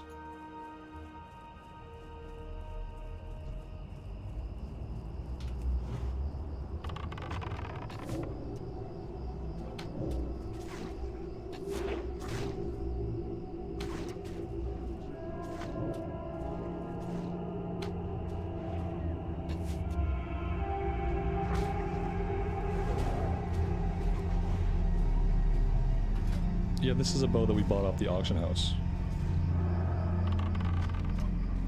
And then we also have a crossbow waiting for the next level. We currently have 0 crossbow skill.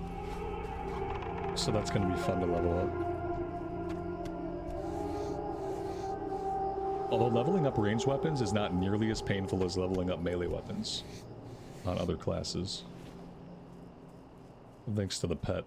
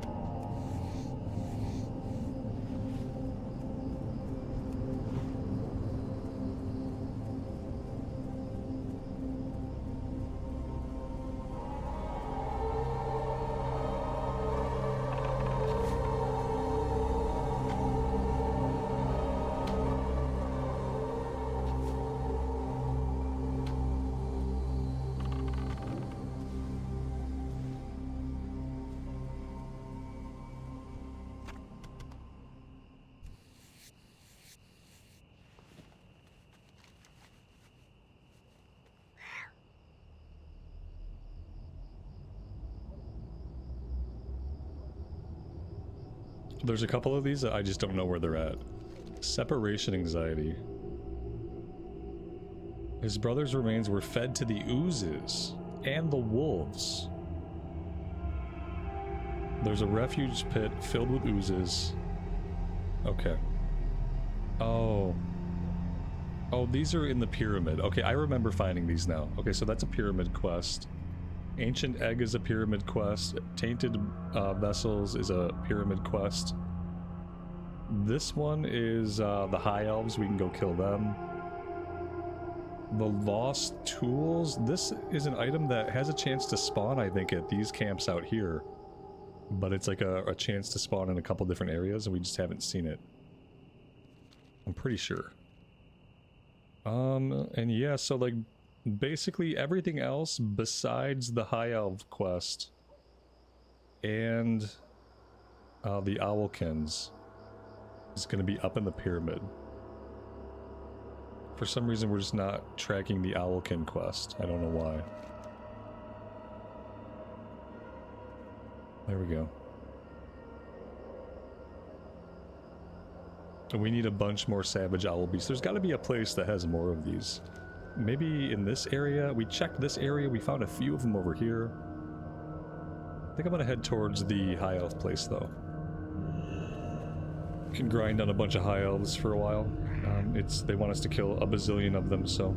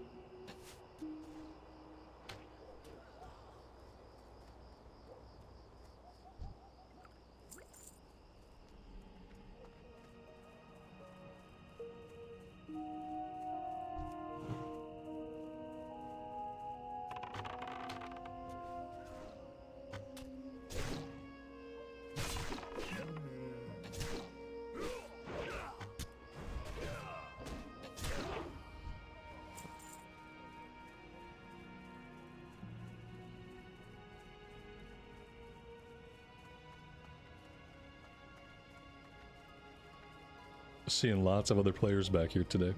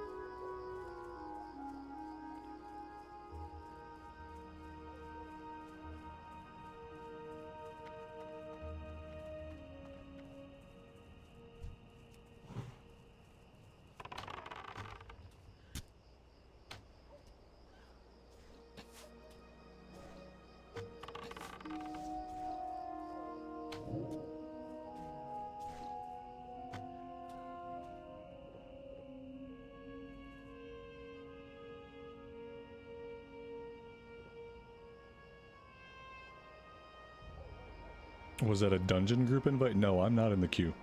Mm-mm. I took myself out of the queue a while ago.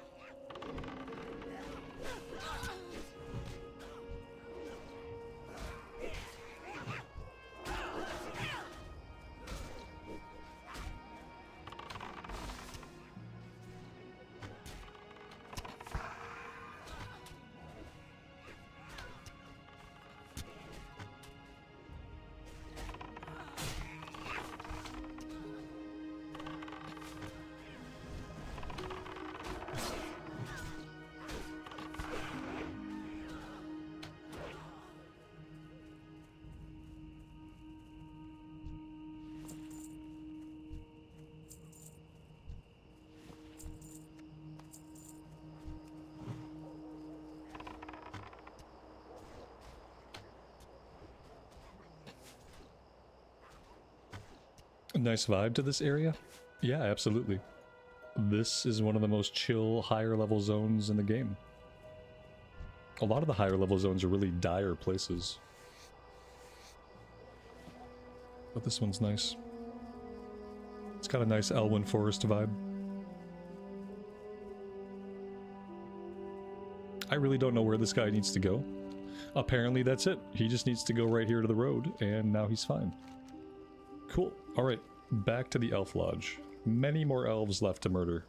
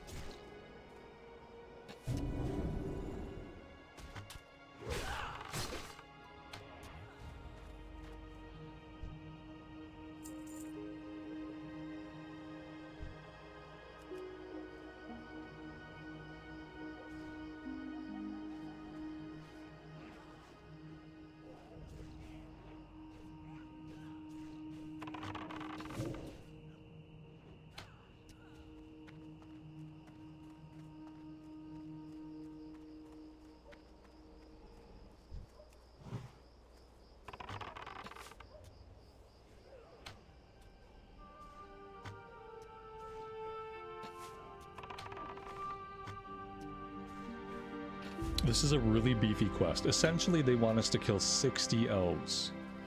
You know, they break it up into 15, 15, 15, 15, make you think, oh, that's pretty digestible. But you're murdering 60 high elves.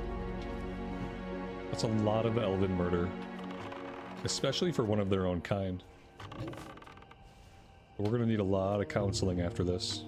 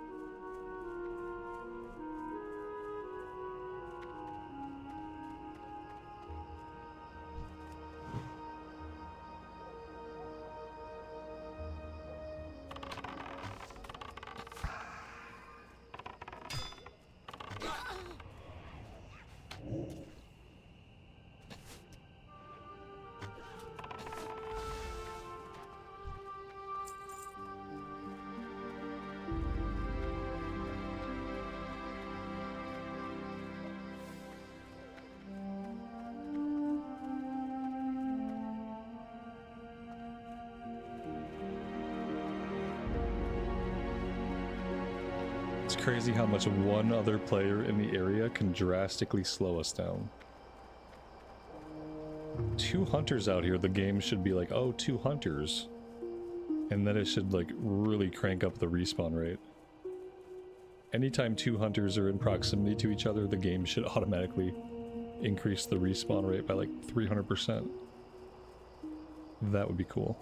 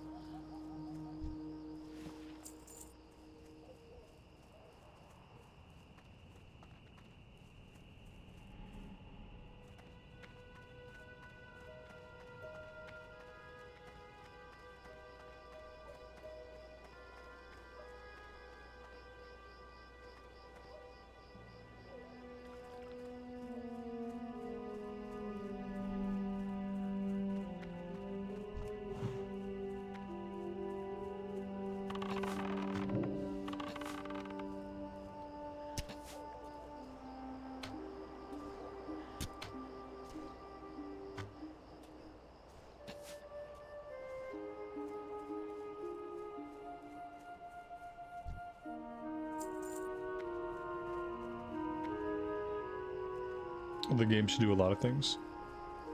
This game should make me a sandwich. I'm hungry. Oh, that's not what you meant. Still a good idea, though.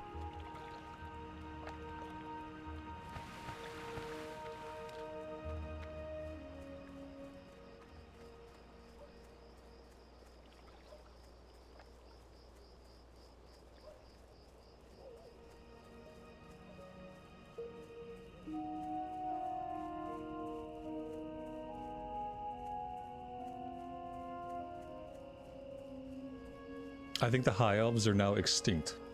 You know, there weren't many of them left to begin with. And after this, it's not looking so good for the survival of the race. Well, this is why we don't have playable High Elves. Because we've murdered them all.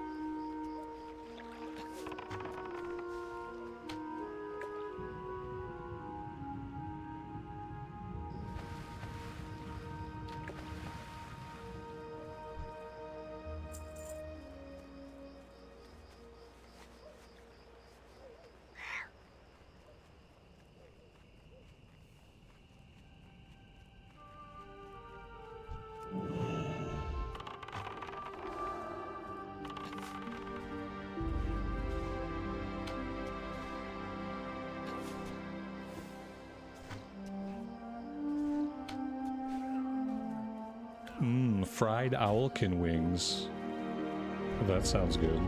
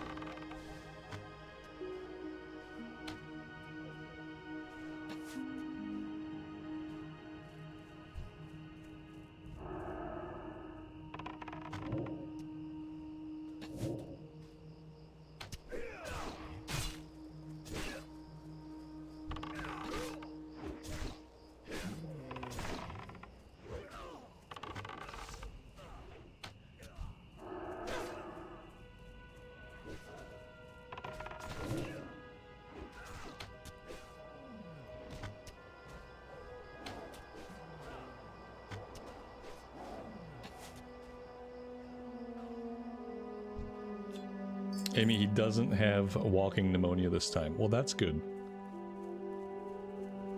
So what is it then? Like the bubonic plague? What's the other shoe falling? It's not walking pneumonia. Let me guess, it's just allergies.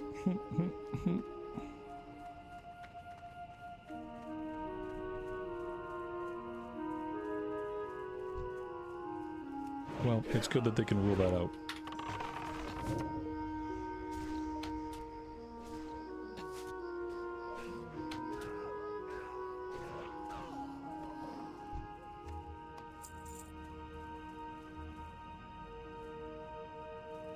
He's fine. Oh, good. Great.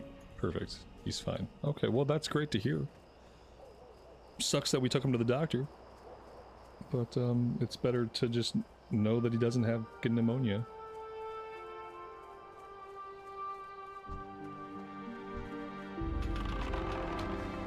Thanks for taking him.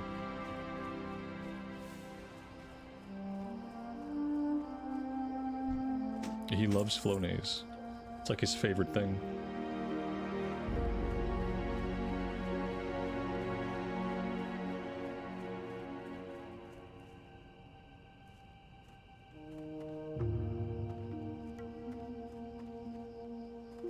Yeah, my son's been recovering from he got a cold, a cough, runny nose and stuff, but he's just been recovering from it for a long time. Like he's had a persistent cough for like 2 weeks.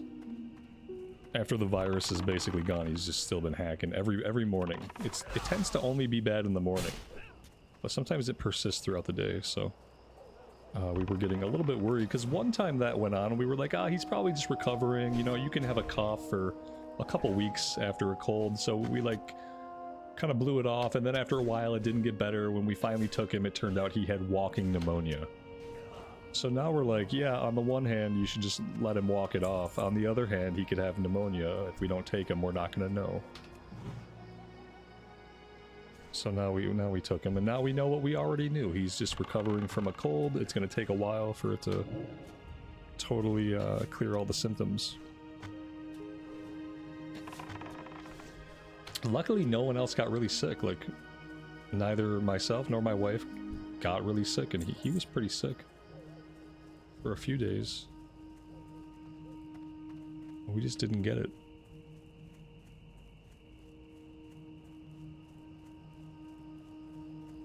I thought I was getting it for a day or two, and then I didn't. So that was nice. A little reprieve. We need one more ranger and we need 2 more marksmen. But we're finally closing in on the end of this one.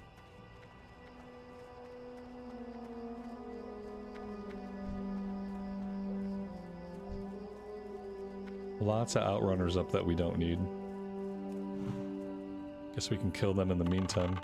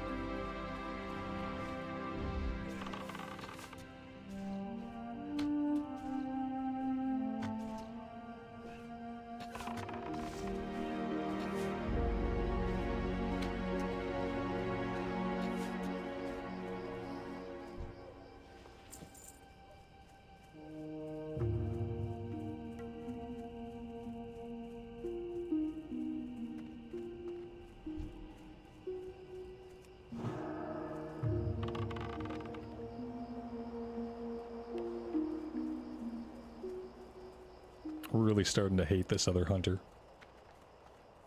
This is what happens when you're stuck in one area for too long with another player. You just kind of start to resent them as they steal mob after mob after mob in front of your face. At this point, they are the reason I'm not done.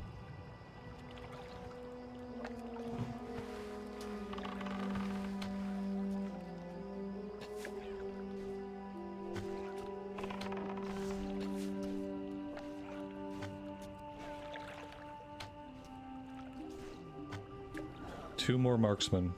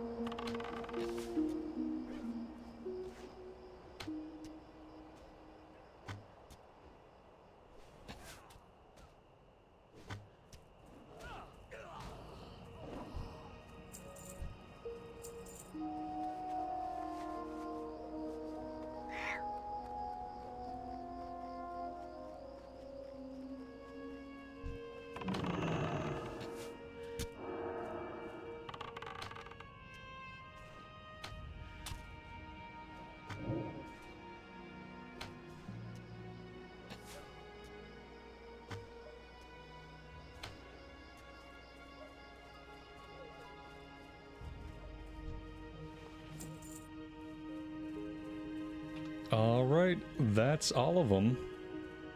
The Savage Owl Beast, I would really love to figure out where these guys are at.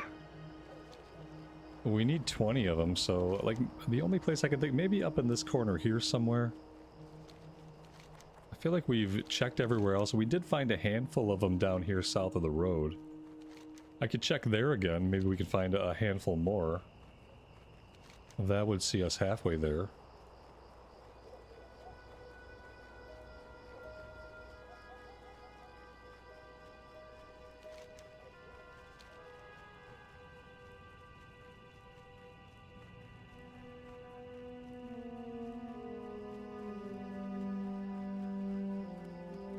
What's my opinion of the Hunter Beastmaster nowadays? I mean, if I wasn't having fun on this, I wouldn't be playing it.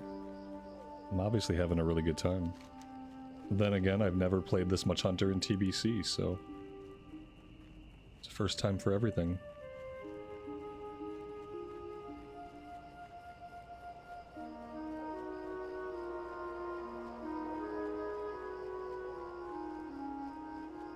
I don't need primitive ones, I don't need vicious ones, I need savage. Very specific.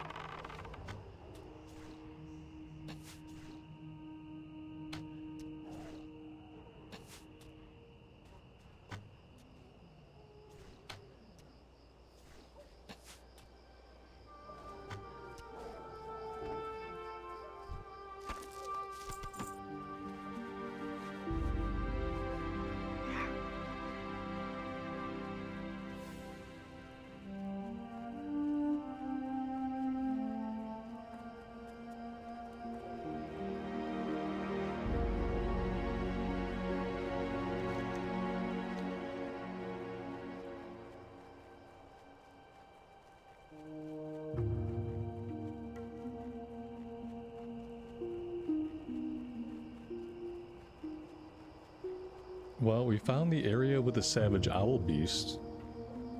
A lot of them are dead. But at least we know where to look.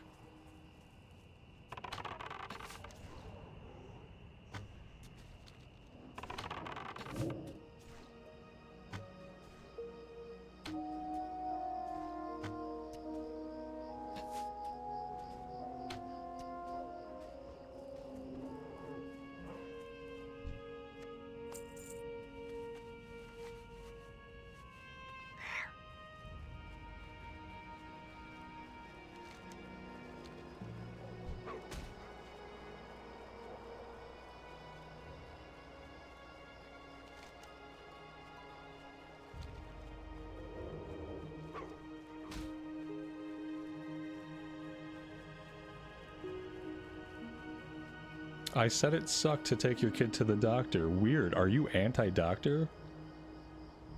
No. It just sucks when you do something that turns out to not be really necessary. That's all. We were worried that maybe you weren't listening. You just had a thought that occurred to you and you decided to run with that. But you obviously weren't listening at all. No, the shitty thing is when you have to go take a kid to the doctor, but they didn't really need it, you know? You had to do it just to make sure. But it still sucks, you know, that you have to spend the time, spend the resources to do it. That's all. Just a fucking figure of speech. Don't get it all in your head over it, okay? It sucks to do something unnecessary. Yep. Fucking weirdo.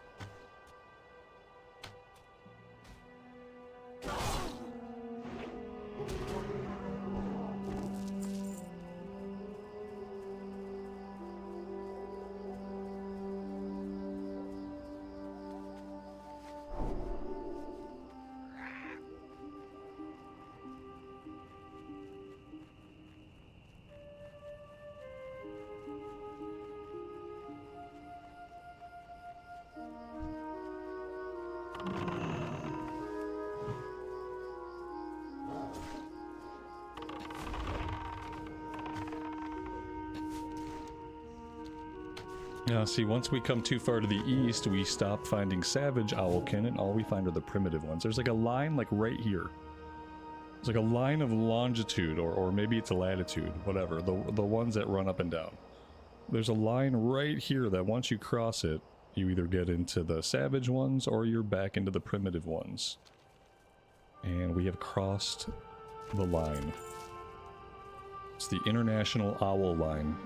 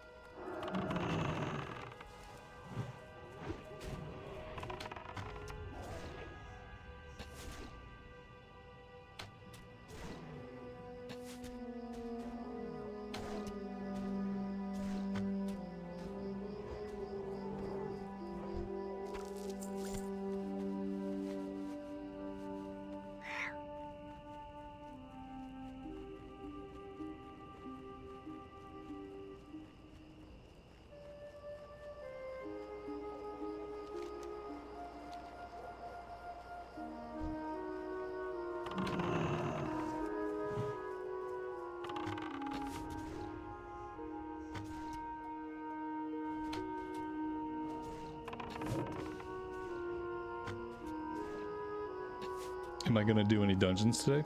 We did one earlier. And unfortunately, other attempts to get into dungeons did not work out. We tried. We were in the queue for a lot of time today, but no, probably not anymore today. We will try again tomorrow.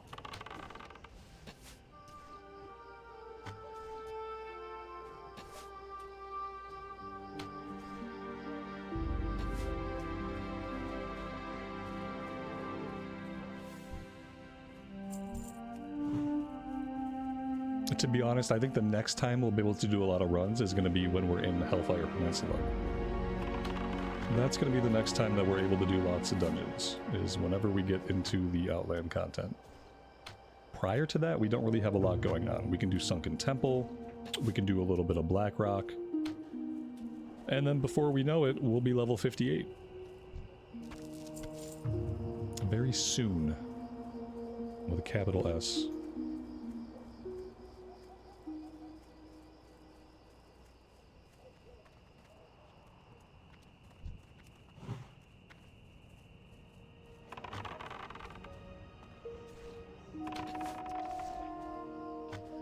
Is there a reason I'm not using hunter tracking to help me find mobs? Yes.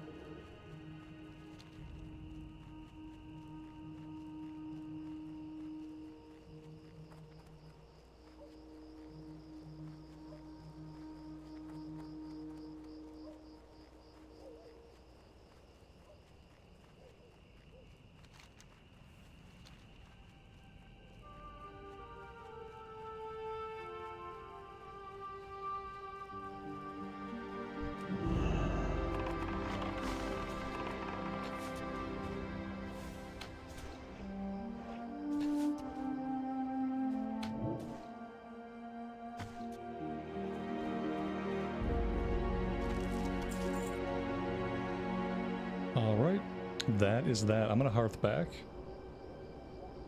And we'll have a couple to turn in.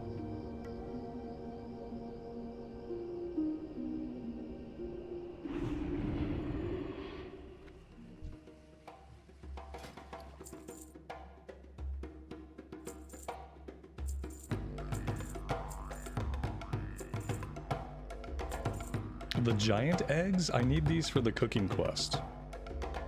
And we're gonna have to do that quest as soon as we can get our cooking up to 225. So I'm gonna try to hang on to these. Probably end up stashing them in the bank for a while. I don't know how many we need.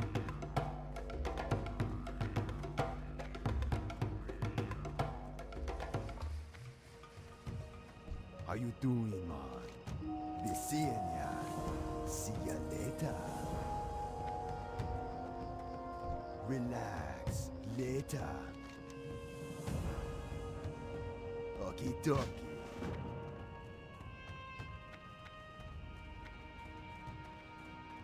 Talk to me. Spirits be with you, man. Oh man, we got pretty close to level 51. Didn't quite get it today. I think most of the rest of our questing here happens up in the pyramid, with the exception of the elegant feathers. I think that's it. I think everything else is a pyramid quest except for the elegant feathers. So that's going to be the plan for tomorrow. We're going to go right into the pyramid, try to get all of that stuff done. We should come out of here like level 51 and a half. And once we're done here, I believe it's time to go to Fellwood. Yeah, level 51 and a half, we should be able to do most of the questing in Fellwood. Like, for a hunter especially, nothing should be out of bounds for us. So we'll do as much as we can there, and then it's into Unguro. Kind of entering the final home stretch before the Dark Portal. So I'm getting pretty excited. Thank you guys for hanging out with me today. I'm going to call it right here. I'll be back tomorrow. Would love to see you guys then. Until then, take care of yourselves out in the real world. Take care of each other. And we'll see you back in Azeroth very soon. Bye for now.